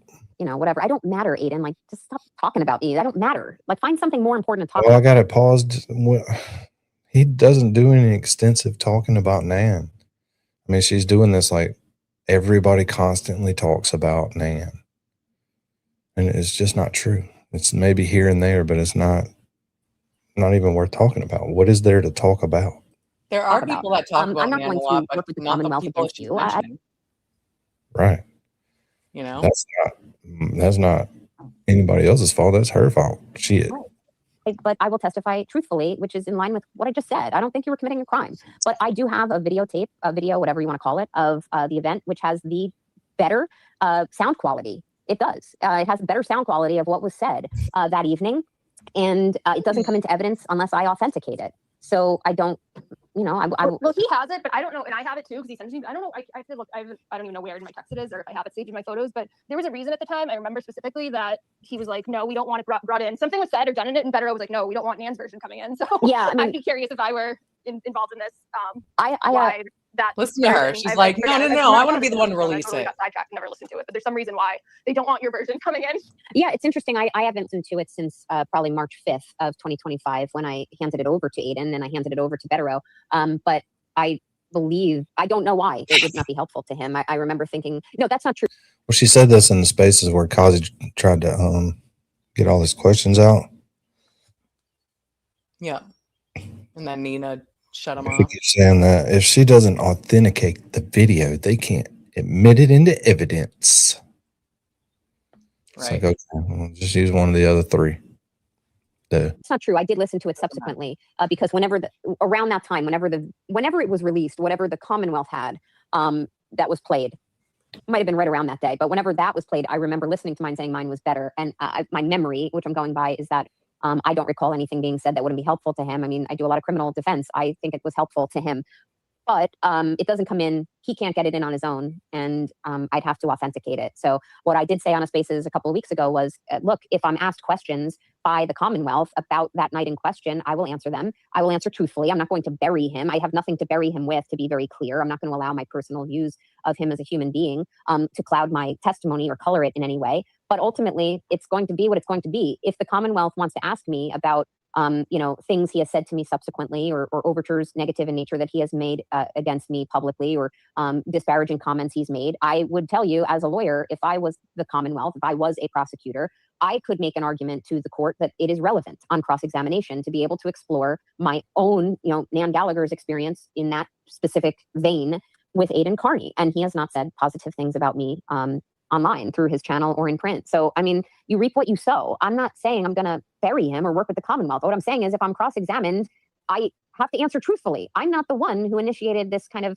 smear campaign for fun by Aidan once it became very clear to him that I wasn't neutral anymore, which I'll talk about. And I said I was going to talk about him. I'll talk about it momentarily. But that's really my experience with the evening of March 4th. And other than to say that there were individuals who were there that night, who once charges were lodged against Aidan, who panicked. I was not one of them. So by process of deduction, charges were levied the next day. I found out about them contemporaneously when everyone else did as well. And there was panic from people there, panic, who commented to me and reached out to me. So I'll let the audience decide who was there that night and who panicked. And it was panic. So I know who you're talking about. But again, like the idea that you could have stopped him from doing it, or you had any duty to, I mean, he doesn't even listen to his own lawyers most of the time. Like he's really going to listen to you, somebody he just met, because you happen to be a lawyer. It's just, it's silly. It's illogical. And to think that another lawyer is going to say that. Are you kidding me? You're going to go on your YouTube channel and say, I would have stopped him. She should have stopped him. Okay. All right. If that doesn't illustrate the low level of legal analysis going on by that individual, I can't help you folks. So that's really it. As to March 4th, I have no knowledge and no involvement with what transpired thereafter. I will tell you, there were more than one person who was there that evening that panicked. In addition, I'm imagining, in addition to Aidan, Aidan, when I saw him the next day, March 5th, I encountered him in the vestibule of the Norfolk County Courthouse. And again, this is the second time I've met this individual. Okay. And I meet him, run into him in the vestibule of the courthouse. And I had just walked in, and I'm not going to say what he said to me, but he knows what he said to me during that conversation. Yeah, no, of course he was scared. And like, I remember that was just like a horrible night in like 24 hours. I remember I was like just terribly sick, hungover the next day. Like I threw up in the car on the way and on the way home, was in the bathroom in the registry of deeds puking and keep throwing up and going into court. Like thought I was going to have to leave in the middle of court. It was just a horrible day. But we were also like waking up with like hearing about this new charge and like a bail revocation and everything. And it's like, again, this like idea that he was some like victim of abuse by me that night when we were drunk fighting is just so even more absurd, like compounded by the fact that like he was sending me like the police report immediately within a few hours. Like he's like read this and like, what do you think is like a good defense? Like asking me just pick up everything. Like we didn't get in a huge ass fight. Like help me figure out this like legal defense. And I was the one who brought up like the wiretapping aspect of it. It's like, well, maybe this won't be admissible because maybe that's why they didn't want yours to come in, is because they wanted to say none of it was admissible because of it, which that's obviously since failed. Like nobody's done anything about charging Chris Albert with wiretapping, but I'm pretty sure I came up with that like the next day. Like, so again, this idea that he was like some victim of abuse, he was like afraid of me that night and afraid to leave and traumatized and everything from that night is just fucking absurd when it was just business as normal the very next morning with him, Yeah. And I'm going to, I agree. And I will simply say I'm not going to say what he said to me that day, but he knows. And if he doesn't remember, I do. So if I'm asked what was said, and if it was not deemed hearsay, which it might not be because he's a party, he would be a party to that. It's funny. She's got this whole court scenario played out like in her mind already. Like she's already got like she's being cross-examined and if they ask me, yeah, she has like ask me, I only tell the truth. That's it. That's all I tell. But if they ask me, I gotta tell. It's like, shut the fuck up. Nobody asking. Criminal prosecution, I remember what was said. So and my memory is quite good. So now So- I'm going to step off Still of March 4th and 5th, and I will mention just a couple of other key parts that I wanted to talk about. Remember, she doesn't have all of this written down. She's just didn't know what she was going to talk about. Right. But she's been talking about these key points and stuff the whole fucking time. Because you're looking at your paper. You wrote it on the paper. Or it's her amazing there memory. has been Oh, it's so amazing. whatever commentary from individuals about things I have put out there concerning a relative of Karen Reid in recent weeks. And what I will tell you is the following. It wasn't very nice. What I've put out there was You're a told loser, to me by What I tell you. individuals associated with the family. So if anyone takes issue with what I've put out there, it's the family. So that's all I'm going to say. Also, family I probably noticed takes that issue then. even though there was a major haranguing around that individual after I said it, Oh, this Ray from Dallas part. I don't hear anyone who's so deeply affected by what I said or wrote who's denying the allegations that I put out there. So I'm gonna say that, and I'm simply going to say that. And then I got his name. I just searched his name in Facebook, and then Alex's post came up.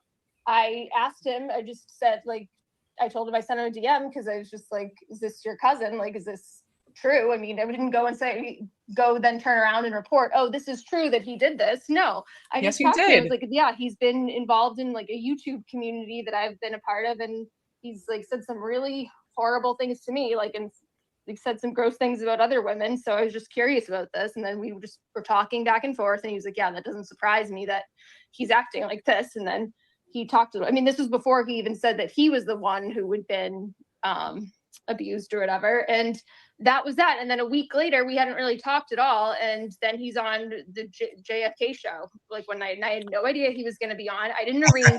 We already know that's a fucking lie because we busted all y'all in those damn posts trying to get them on. You were fucking waiting for it. You Hey, idiot. we literally busted y'all on Facebook with the messages. And I mean, and now you're lying again.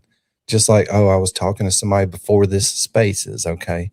And they were telling me, they wasn't telling you shit because you didn't talk to nobody before the fucking Spaces. It's all a bunch of lies. Yeah. Like, don't you realize that when you're caught in a lie, then we can't believe anything that you've said this whole fucking time? Not that we would, because we No. already do, but We wouldn't, but now we definitely can't.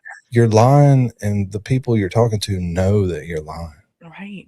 They know it. They're like that. Oh shit, and they're lying again. Arrange it like a lot of the cult has alleged.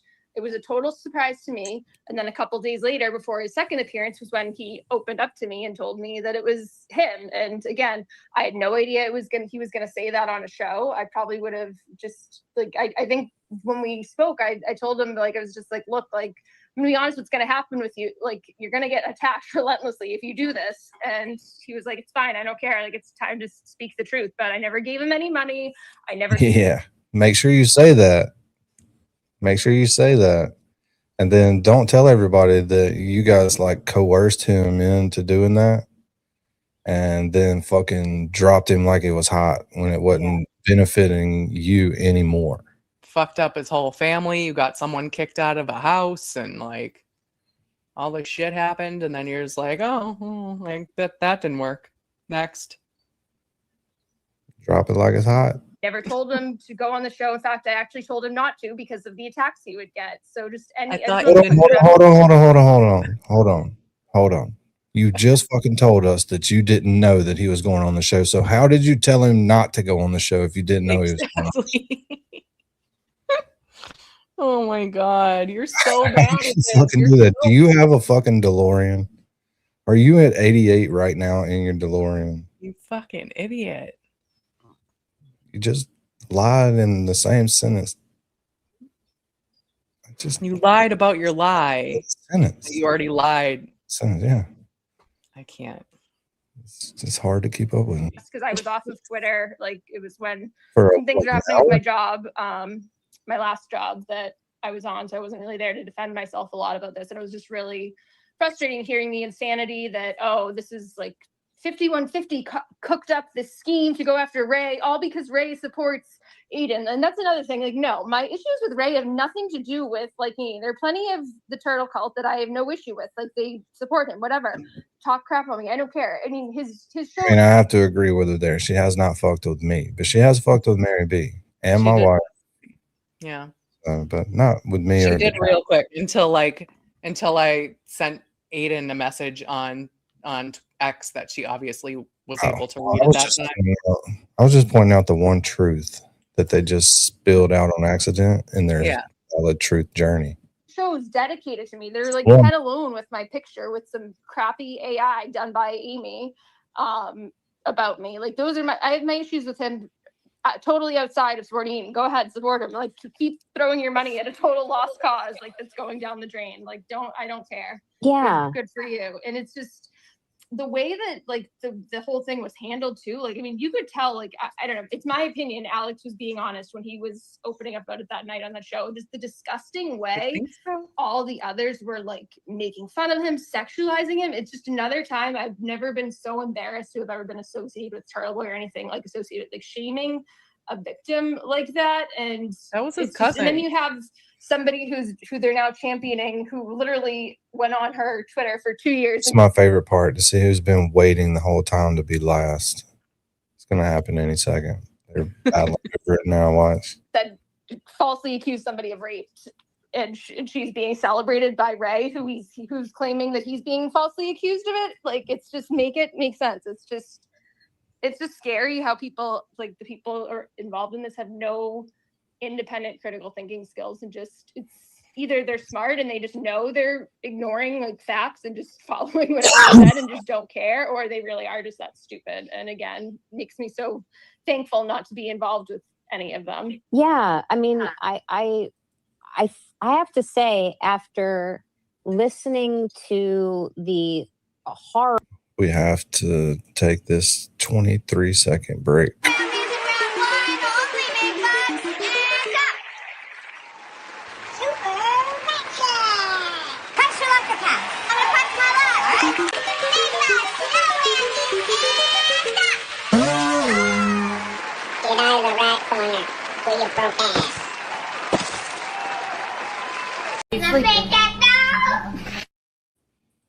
Whew. Nice little break. Nice little break, but fuck, it's hard to stop listening. This is the second time I've listened to it. Shit, this is crazy. Really appreciate you guys hitting the goal. Yay. I'm gonna talk like Meredith. Let me say you guys hit the goal. I'm on the verge of horrible crying. things that Ray from Dallas has said about you. And I mean, you too. Me as well. Yes. Just women in general. And Yes. it's like, again, is there this whole thing that, doxing is so evil and stuff? It's like, is it a constitutional right that you should get to say horrible things and get to do it anonymously? I don't know. Do it with your real name, and then maybe you'll think more about the words you're putting out there. I don't know. I agree. I mean, just justify doxing people.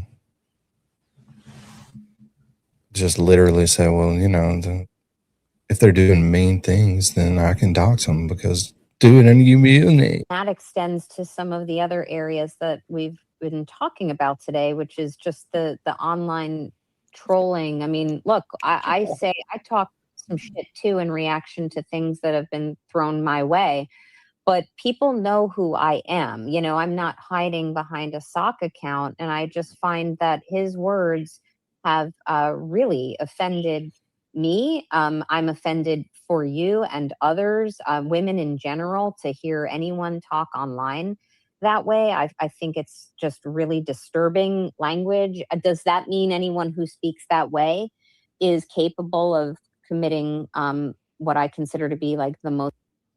I've pointed it out various times. She's not licensed in these states, but yet sending letters on. It's kind of objectively findable that, like, she was clearly impaired when she left them, and I don't find that very professional.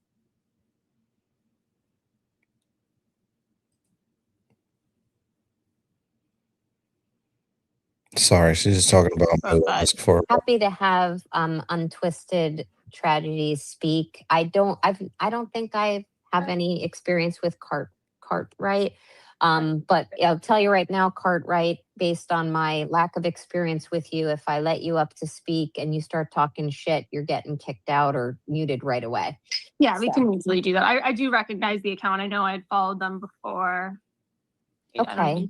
Let me see if I don't even see it anymore. Maybe they had accidentally requested. Actually, wait. Yeah, no, I don't think. I think maybe they pressed it accidentally. I don't see any more requests. Okay. Thank you. Just me then, I guess. Just you. Wait, what are you? Marlboro Lights Breath, or what do they call you? I have no idea because when I smoked Newports, so they're fucking retarded. I smoked Newports. Never smoked a Marlboro a day in my life. How are you? Good, darling. How are you guys? Amazing job, as Thank usual. And I just want to say, screw the clowns. We know who they are. They all stuff into one ridiculous clown car. It's what they do. They have no content. Therefore, we are their content.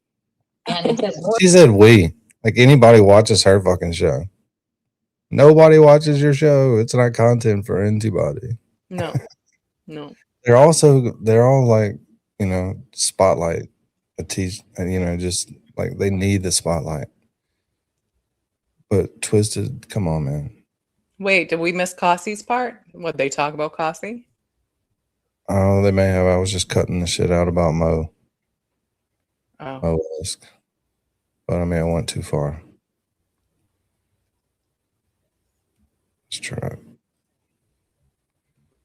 If I did, it's fucked because Mike, he dropped a lot of stuff. So there was times when he didn't know that it dropped. So We'll do an emergency space about this, and Val will have an emergency space, and this is like Marie will have like her cringe dancing YouTube about this. I mean, this is going to generate content for them for right. Well, for hey, days. Guys, don't say I didn't give you anything. And I know that the Young Jerks is streaming it, and he had asked, and I had said sure. And I know that Untwisted Tragedies is streaming it, and she had asked, and I said sure. But I don't need your fucking permission to stream Spaces. What is it with these people and all these fucking, like, you gotta have permission? It's not even your fucking content. You're on a public. It's like standing down at the courthouse where you've done so many defense cases and talking to a bunch of people in a group. It's called public. I simply would say, and by the way, because I communicate with Elise, I want to say this. I don't have Turtleboy derangement syndrome. As I was saying last night on Mike of the Young Jerks stream, like I've gotten an opportunity to get to know Elise. She's been a very dear friend to me. She has shown me empathy. She's asked for nothing from me. She's been a good listener and a touchstone for me. We diametrically disagree on what caused the death of Officer John O'Keefe. Many people in her chat disagree with me on who killed Officer John O'Keefe, but I don't engage in that with her, and I simply enjoy her as a person, and that's my experience. And anyone who says, well, you know, if you go with her, you like her, then you can't possibly support her like me, that's just bullshit. I disagree with it, and I go on my own experience. So I don't know if there's anyone else who I'm really not good at looking at this stuff, but if anyone else wants to speak. It looks like she actually did request to speak if you want me to let her on. And then there's one other account called Cartwright that I actually recognize as and I'm not sure what they want to say, but they're typically nice, positive, friendly account. I don't know what they want to talk about, but happy to have Untwisted Tragedies speak. I don't think I have any experience with Cartwright. But I'll tell you right now, Cartwright, based on my lack of experience with you, if I let you up to speak and you start talking shit, you're getting kicked out or muted right away. Yeah, we can easily do that. I do recognize the account. I know I had followed them before. Okay. Let me see if I don't even see it anymore. Anyways, she didn't let Kazi up, and then she fucking cussed him out a little bit. She addressed him twice, but wouldn't let him up. So that's what happened there.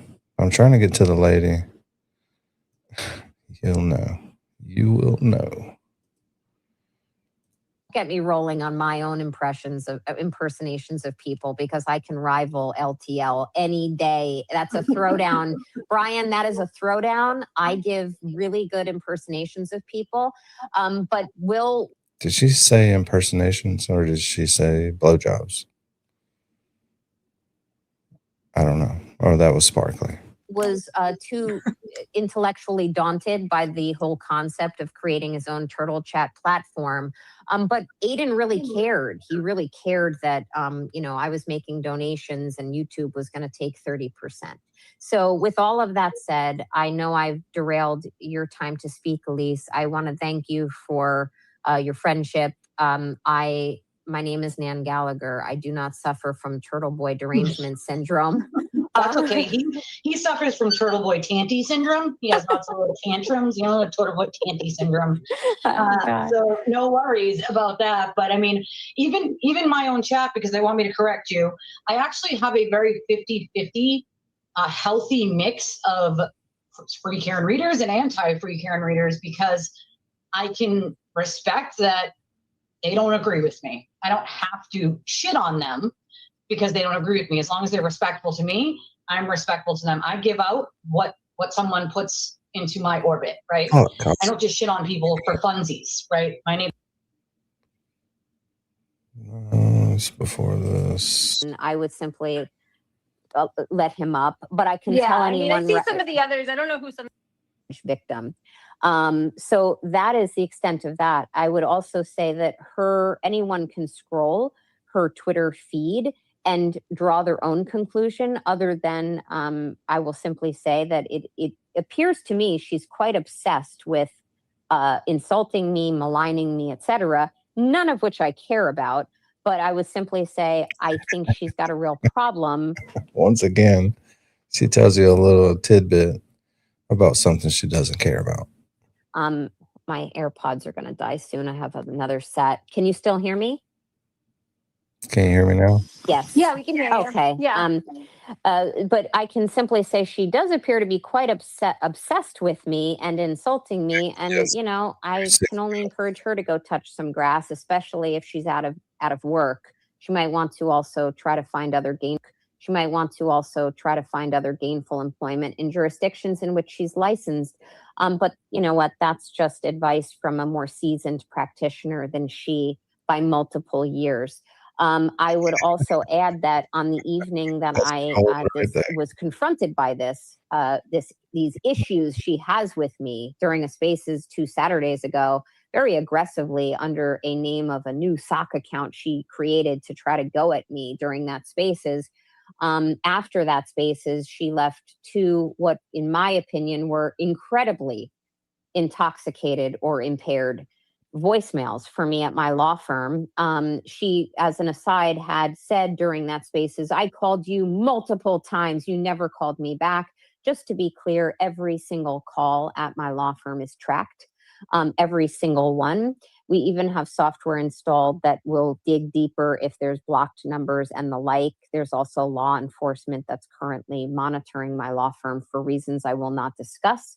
So calls, those voicemails were absolutely deranged. They were. I mean, if there was any, I think requesting, and I've kicked. It's not going to happen. He keeps requesting. I mean, we know what. Why is he so obsessed with you? I missed some. There was like a space he wanted to talk to you. All right, you can do that. You can talk trash Nan on your own sides, or the victim resides. All right. Anyway, so I skipped a big chunk, but I accidentally skipped Kazi. Them addressing Kazi, so I think we found it. So here we go. Sorry. And really the only other thing I was going to talk about Aiden, but I've kind of peppered him in throughout. I think that's everything I'd like to discuss. I mean, I really don't want to make a series of this, and I really don't want to say more than other than, I see that I'm looking at just a small amount of, there's requests that are pending to speak. I had indicated earlier, this is not going to be an opportunity for people whom I don't know and or I know and don't respect to come at me and or to raise questions to me. That's I was fair game 2 weeks ago, folks, but this is my space and I get to choose the manner in which it's presented and the discussion is held. And frankly, it's been a beautiful surprise that Meredith, you've been very helpful to me in filling in some blanks. And granted, Kazi requested to speak about the same time they turned the spaces on, so he's been in here for 3.5 hours waiting. With the technology Patient of it all, Kazi. but I do like see there's other like for example, I see Jason Broyles. There's a request pending. I know Jason. I would simply let him up, but I can tell anyone. I see some of the others. I don't know who some of these are. I mean, Kazi G has been on for all 4 hours or however long he's been going requesting, and I've kicked. It's not going to happen. He keeps requesting. I mean, we know what. Why is he so obsessed with you? I missed some. There was like a space he wanted to talk to you or something. It's like you can do that. You can talk to Trash Man on your own like spaces, or you can go on Sparklies and do that. Like, there's enough venues for that. Like, you can do that elsewhere. Hello? Oh, sorry. Can you hear me? Yep. Oh, yeah. I had to switch AirPods. First of all, Kazi, sorry to disappoint. I'm not allowing any negativity to come up here, but I did want to mention him for a minute. And I certainly would let some other individuals, like if you mention who they are, to let them up. But I'm going to say that a few things right now. One, I'm going to keep it very limited because I've actually gone longer than I thought I ever would. Two, Kazi, I was there on that spaces. I did not limit you in any way. I gave you direct answers and respectful answers and due deference to the questions that you asked me. I in no way limited you, muted you, kicked you off or anything. There actually were tech difficulties during that particular spaces. I was experiencing them myself as I was learning how to manage Wi-Fi, et cetera, also during that spaces. First time I listened to this, I was thinking, how the fuck do you manage your Wi-Fi? Either you own it or you ain't on it. What you doing to the Wi-Fi? Yeah, does she have like minutes or something? Yeah, she's got burner phones. Oh, you just go watch that shit? Damn. She's pretty ghetto. Fucking burner phone. I bet. But I did want you to know that I'm not going to be talking to you today. I've given you endless content as well as others. But I simply would say, if you think that coming at me based on information that you think you know, none of which you know firsthand, all of which I know firsthand, you can go fuck all the way off. You can go suck a whole bag of dicks. Not the full bag of dicks. She thinks she's so badass saying that too. Yeah, when he can't respond. Yeah.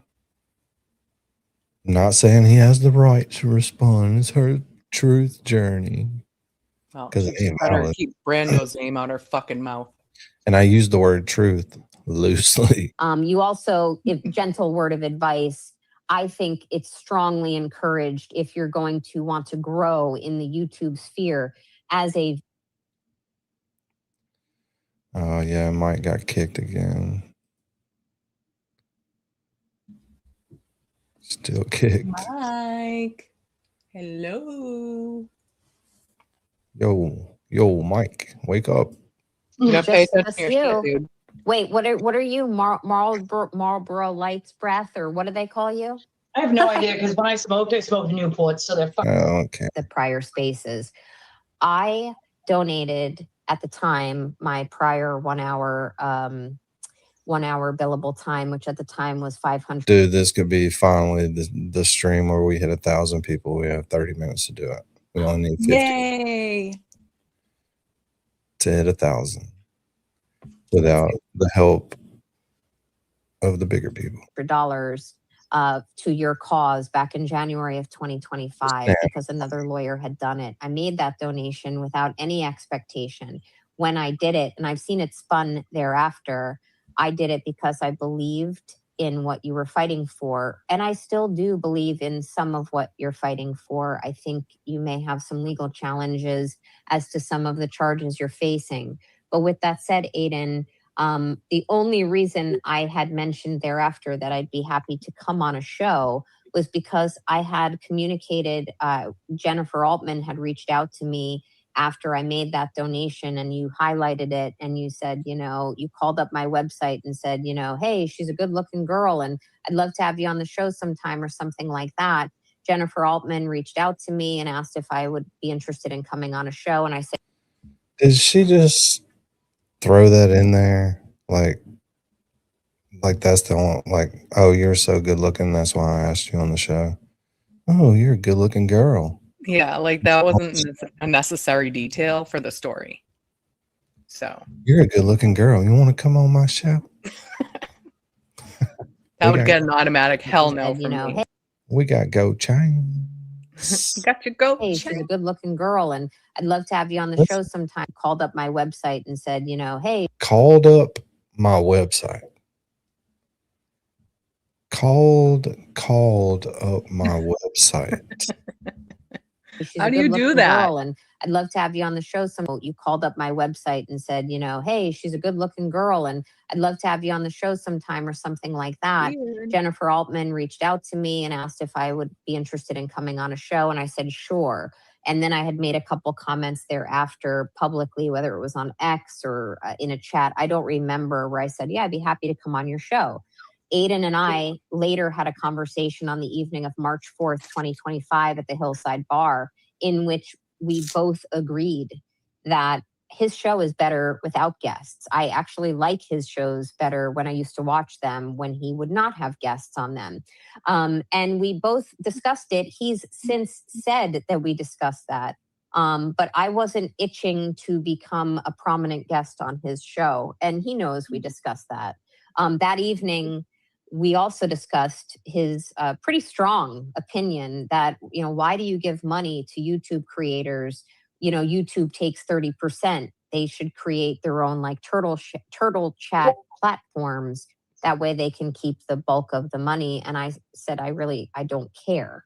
And he made see, that shit doesn't work because once you turn on super chats, like if I was Turtleboy, I would have the fucking super chats on because you're going to get both. The people that send you cash out still going to send you cash out. But there's a whole spectrum of people that he hasn't tapped into that only do it on Facebook. They would want to, I mean, not Facebook, on YouTube. They want to do the super chats. And their shit's tied to YouTube. So it's easier, and it's Apple account, you know, so it's easier for them to send them. Shit, you would go up enough to make up for the 30%. No doubt. Made this comment multiple times in front of Will at the Hillside, and he was strongly encouraging Will, you know, develop your own turtle chat program platform so you can take more in, not just 70% of any donations. And, you know, Will in his baked glaze just completely went over.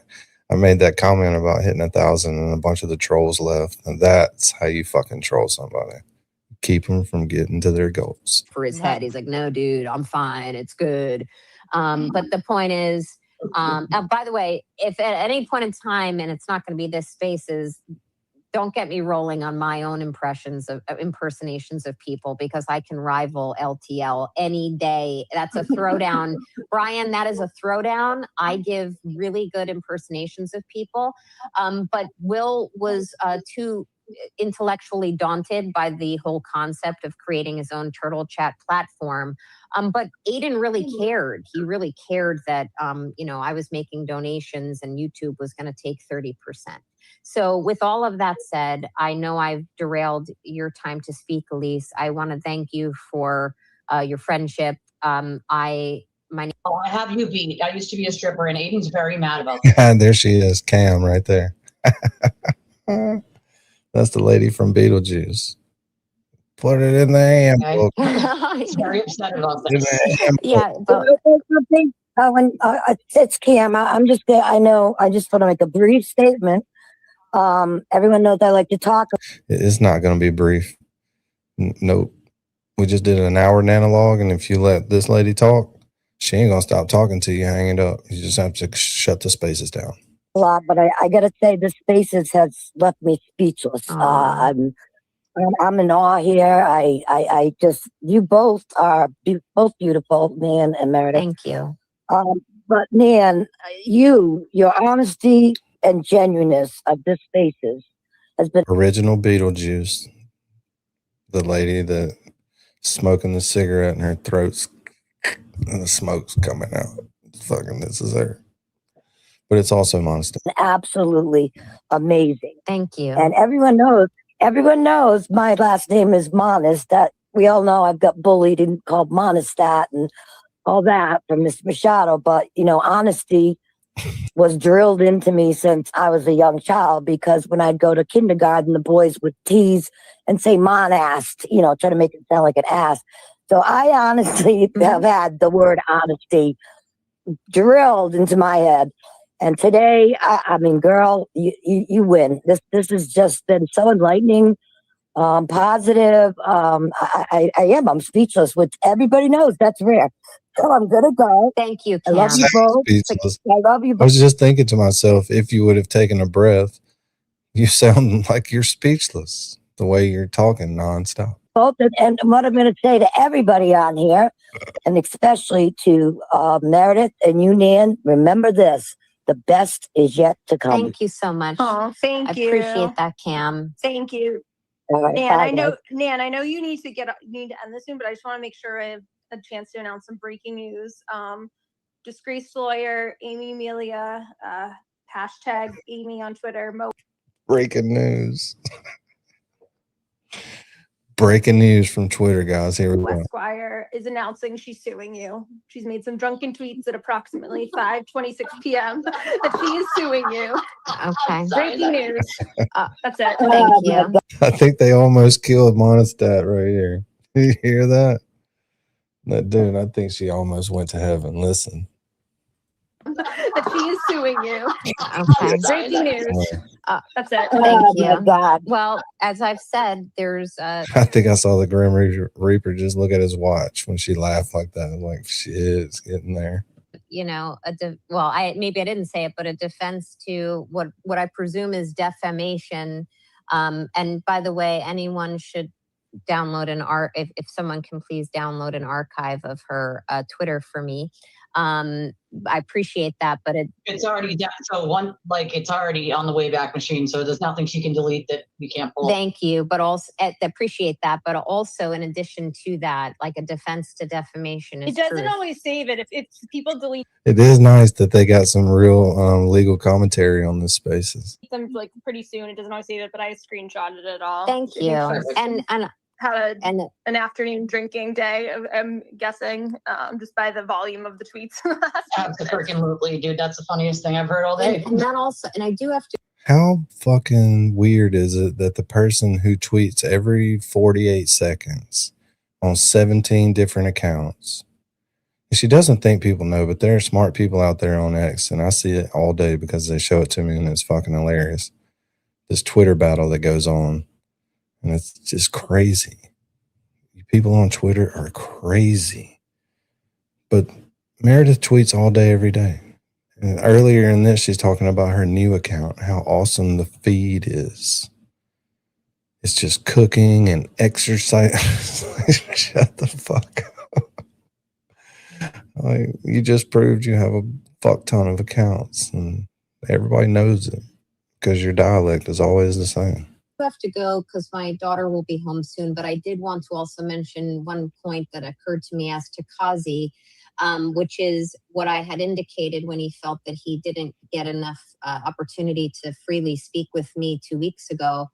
In a tweet, I said to him, you can certainly feel free to call me at any time. Your friends have my number and you have not called me. So if you'd like to call me and have a conversation and have your questions answered, which I presume is because you have a burning curiosity to know the answers to your questions, then you can call me. But if you're looking to have a public bully session, which is really a la Will the Glarer, public petty bullying for clicks and views and likes, that's not what you're going to get from me. So if you'd like your answers firsthand from me, you can give me a call, Kazi. I got a text from a good source. They said Kazi is only requesting because the house hours are going into quiet hours soon, and he's got to quiet down. I don't even know. She would know, wouldn't she? I think she meant the halfway house. Wow. Everything they say that other people do that's bad, they do in this spaces. They say it and then they do it. It's just fucking hilarious. It's, as the world turns. I don't even know what that means, but I would simply say, you know, he wanted. That means he's limited. That means they take their phones at a certain time, or they're not allowed to talk at a certain time because they're under a restriction. Oh, I got you. I got you. So I would simply say, Kazi, you know, I think I've answered your questions already, but I'm not going to be a punching bag for you. So you can get in the good graces of people who choose to bully others for sport. And you can call me at any time and I'll speak with you and have a human to human phone call. I'll even let you pet your cat while you do it. She gonna get somebody to answer the call for her? She said human to human. Right. Well, which humans Kazi gonna be talking to? But to anyone else who perhaps wanted to speak and was not either permitted to or my time constraints did not allow you to, I can tell you I have about 5 minutes left and I'm going to have to impose a hard stop because I don't want shit, she's going to impose a hard stop. What the fuck? I'm going to just have to impose a hard stop, guys. AKA, I got to hang up. Right. Like, you don't have to take so long to say everything. Yeah, like the English language has fucking evolved from the late 70s or wherever you're talking from. Right. Like, we like to shorten shit these days. Yeah, so I'm going to impose a hard stop on this conversation. Child listening to this type of conversation. So is anyone else? I see that I don't know. I think we're good. So yeah, I mean, the comments, there haven't been too many crazy ones. There's one person who I recognize the account because I was told she was on a space, one of Sparkly Rabbit's classy spaces, saying she lives a few blocks from me and is like hoping to run into me. I don't know if she really lives in Southie. I doubt it. Taking a quick look at her profile, it's like Mish something. Oh, yes. She's like 79. She's been going hard in the comments. That's really the only one who's been obnoxious that I see. The only she made a comment earlier and then she deleted. She was like, are you gonna call out Meredith for posting a photo of an infant giving a blowjob? And I was like, what in the world are you even talking about? I don't think I've ever been accused of that, let alone done anything. What?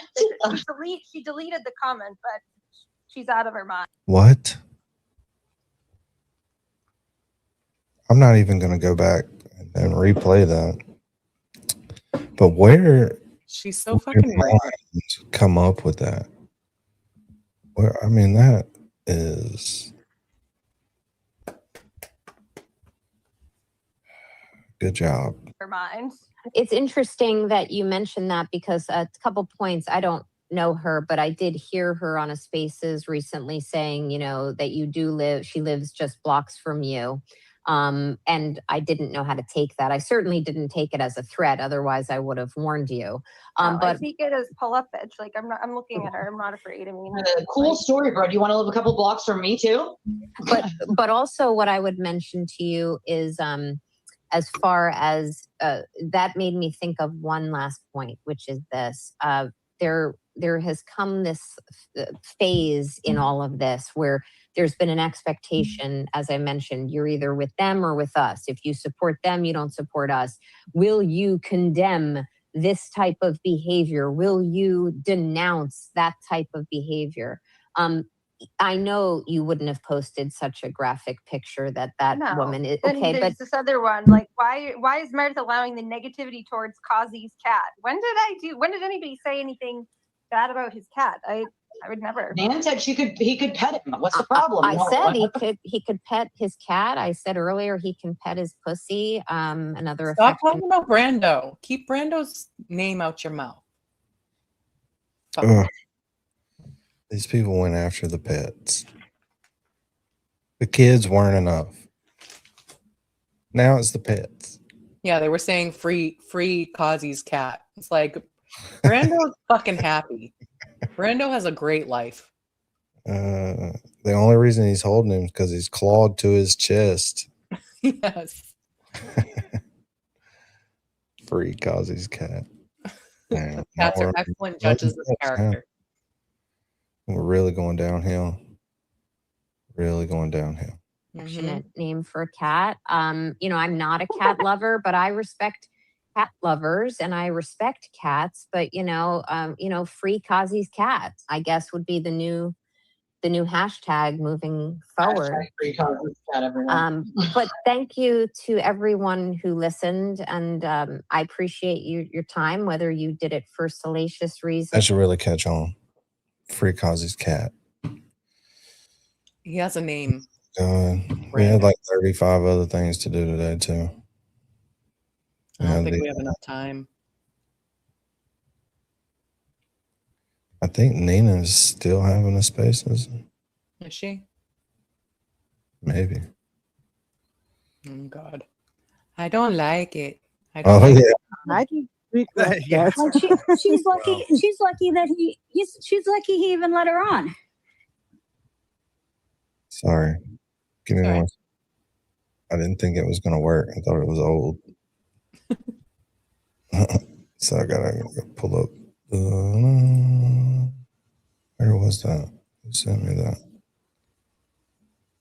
Fuck.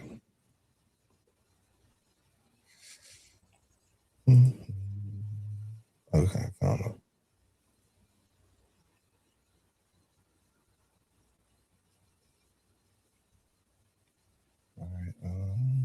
All right, here we go.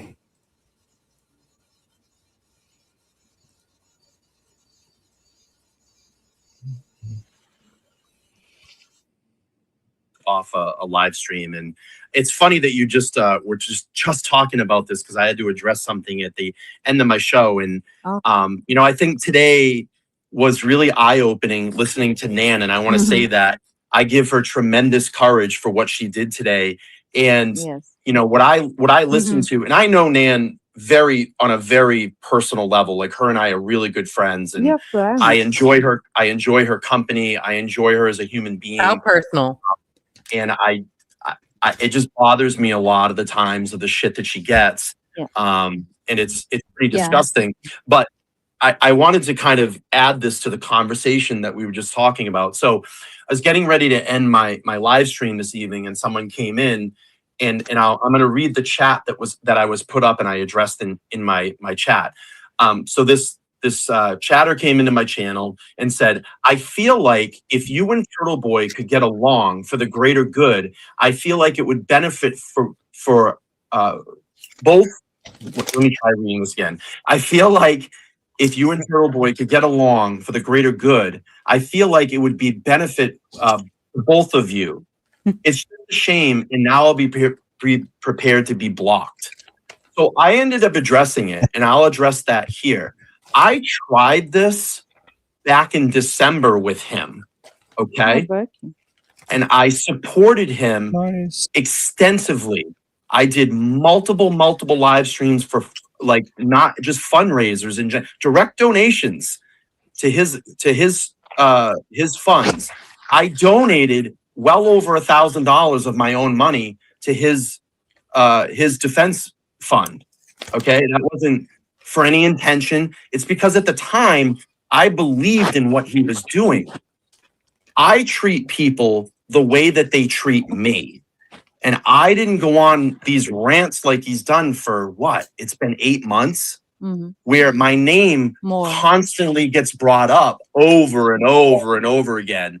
So I don't like, and I was trying to explain to this person that came in, I said, go back in the last 6 months and name one stream that I've named it Petty Stream, or this person's a piece of shit, or today we're going to talk about them, or I'm going to go on my show tonight and I'm going to talk about them, but in 6 hours, I'm going to get back up again and talk about them again. I don't acknowledge any of this. I could care less about what's said about me. My channel is not going away. I'm not going anywhere, and I have better things to do. I just think it's very bizarre and I don't know if it's some. In case you didn't know, just in case you didn't know, I think he started a new channel.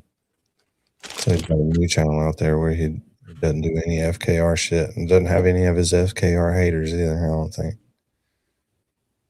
What does he do? Same thing he does on that channel, just building new subs. And tries to be outraged by shit. Oh yeah, for sure. Super detective. Such a nerd. Nina, and I'm not going anywhere. I want to make sure that, Yeah, but that you didn't everybody do understands anything. that. I will leave on my own terms when I'm ready to go. Yeah, but you didn't do anything, you know? Exactly. It's so bizarre that he even started to talk about you. It's jealousy, in my opinion.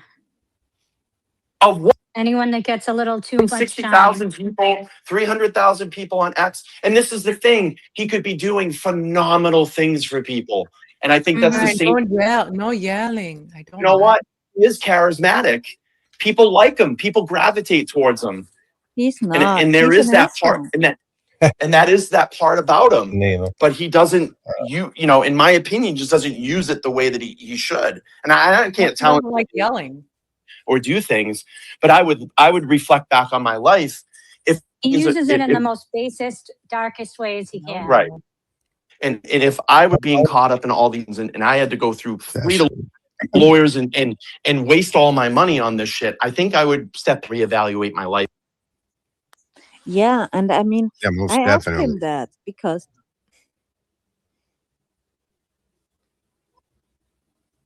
And don't forget, I've got the redirect set, so I'm gonna drop us in Turtleboy at 8 o'clock. Just in time, so you don't have to go anywhere, you can just stay. Or 9 o'clock if you're in normal time. Yeah, 9 o'clock. Whatever. I'm gonna drop you in there on time. Let's all go together. Looks good. Yeah, stick around. But don't stick around because we're going to Turtleboy. But Yeah, you can just let's stick around right. until it moves you. I got a little short bus. I'm gonna come back and pick up all of you bastards 5 at a time with. Perfect. Shotgun.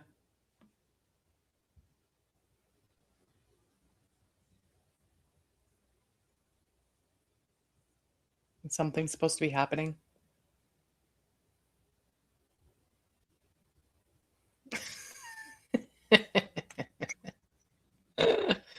But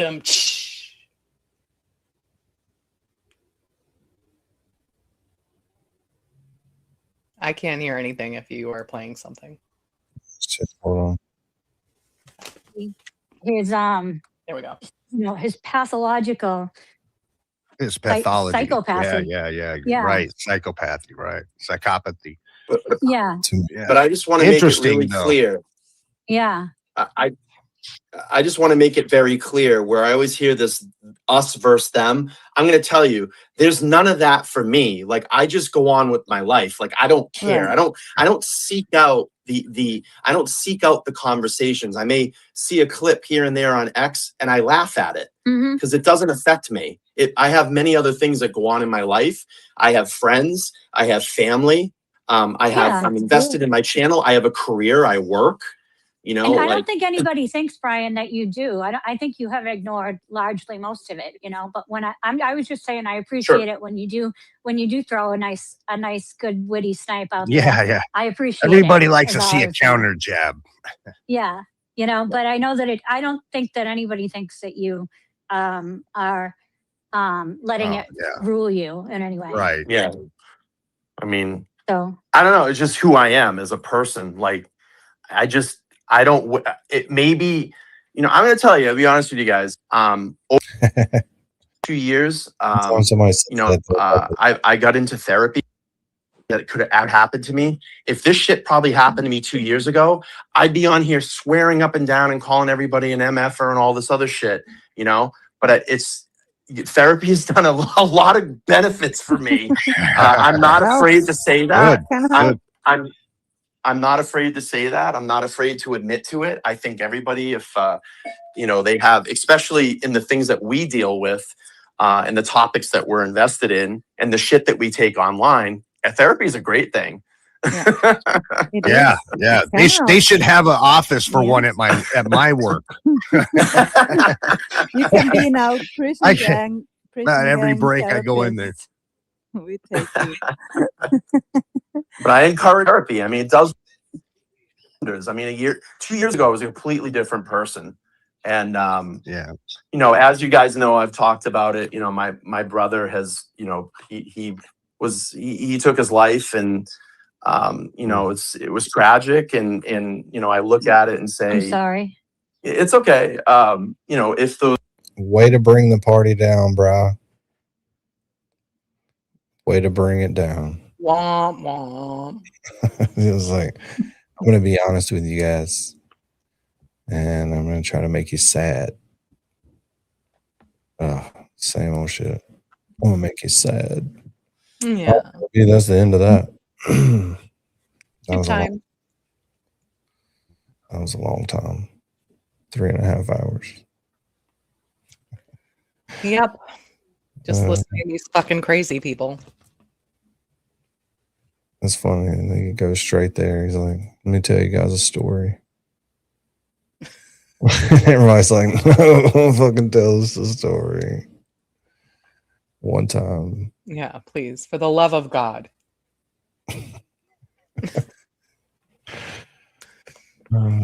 That's how he gets everybody's attention, you know? Get everybody's attention with a little tragedy. Yeah, he needs that. He needs the pity. So having him a little pity party in there right now because everybody's like, oh, no. Oh, no. I'm so sorry. No. I don't like the negativity. No. All right, people, thanks for hanging out. It was a fun Saturday. We're going to be hanging out tomorrow from 12 to 12, whatever time, my time, 12 to 12 is when it's your time. I don't know. So I think it's 12 to 12 there too. We'll all meet there, whatever your times are. Yeah, we'll be there. Yeah. 12 to 12, mega fundraiser. Be there or be square. It's going to be fun. We'll see you in the Turtleboy chat here. Should be a good one with all this shit going on today. I can't wait. Like, tick, tick, tick, tick, tick, tick, boom. Tick, tick, tick, tick, tick, tick, tick, boom. Tick, tick, tick, tick, tick, tick, boom. Pressure build, detonate, tick, boom. Too late now, can't moderate, tick, just give me flash. Let's go. Everybody talking, nobody compose. You should have just let me be, but nah, you knew what I do. Who I am? You know who I am. Tick, tick, tick. Robbing and weaving where you telegraph hate. Flash bows pop every time I breathe. Whole world watching. Enjoy those front row seats. Say my name, watch the algorithm screen. Turtleboy! You drama sales on the fumes of my pike tails. Free clickbait for all the mirror ultimate bum for town clownies. Better all town clownies in the cheap seats. I built this house, you built noise, I built proof. Woo. Time to raise this roof. Time to expose the hard truth. Now the spotlight stuck on you. Oh, po baby boo. Tick, tick, tick, boom. Truth hit the wrong, stand clear. Tick, boom. Funny now, they fear. Tick, boom. Flash bows, no escape. Tick, boom. Clock ran out on fake. Receipts stacked like bricks on file. You throw stones, I archive wild. Smear campaign, panic press, but facts don't bend the cognitive dissonance. You had to poke the turtle, you know I'm a snapper, right? You about to. You should've just let me be. Damn people, you knew better. Tick, tick, boom. Pressure build, detonate. Tick, boom. Too late now, can't moderate. Tick, boom. Camouflage, case closed. Everybody talking, nobody compose. Should've just let me be. Tick, tick, boom, tick, boom, tick, tick, tick, tick, tick, boom, tick, tick, boom, tick, tick, boom.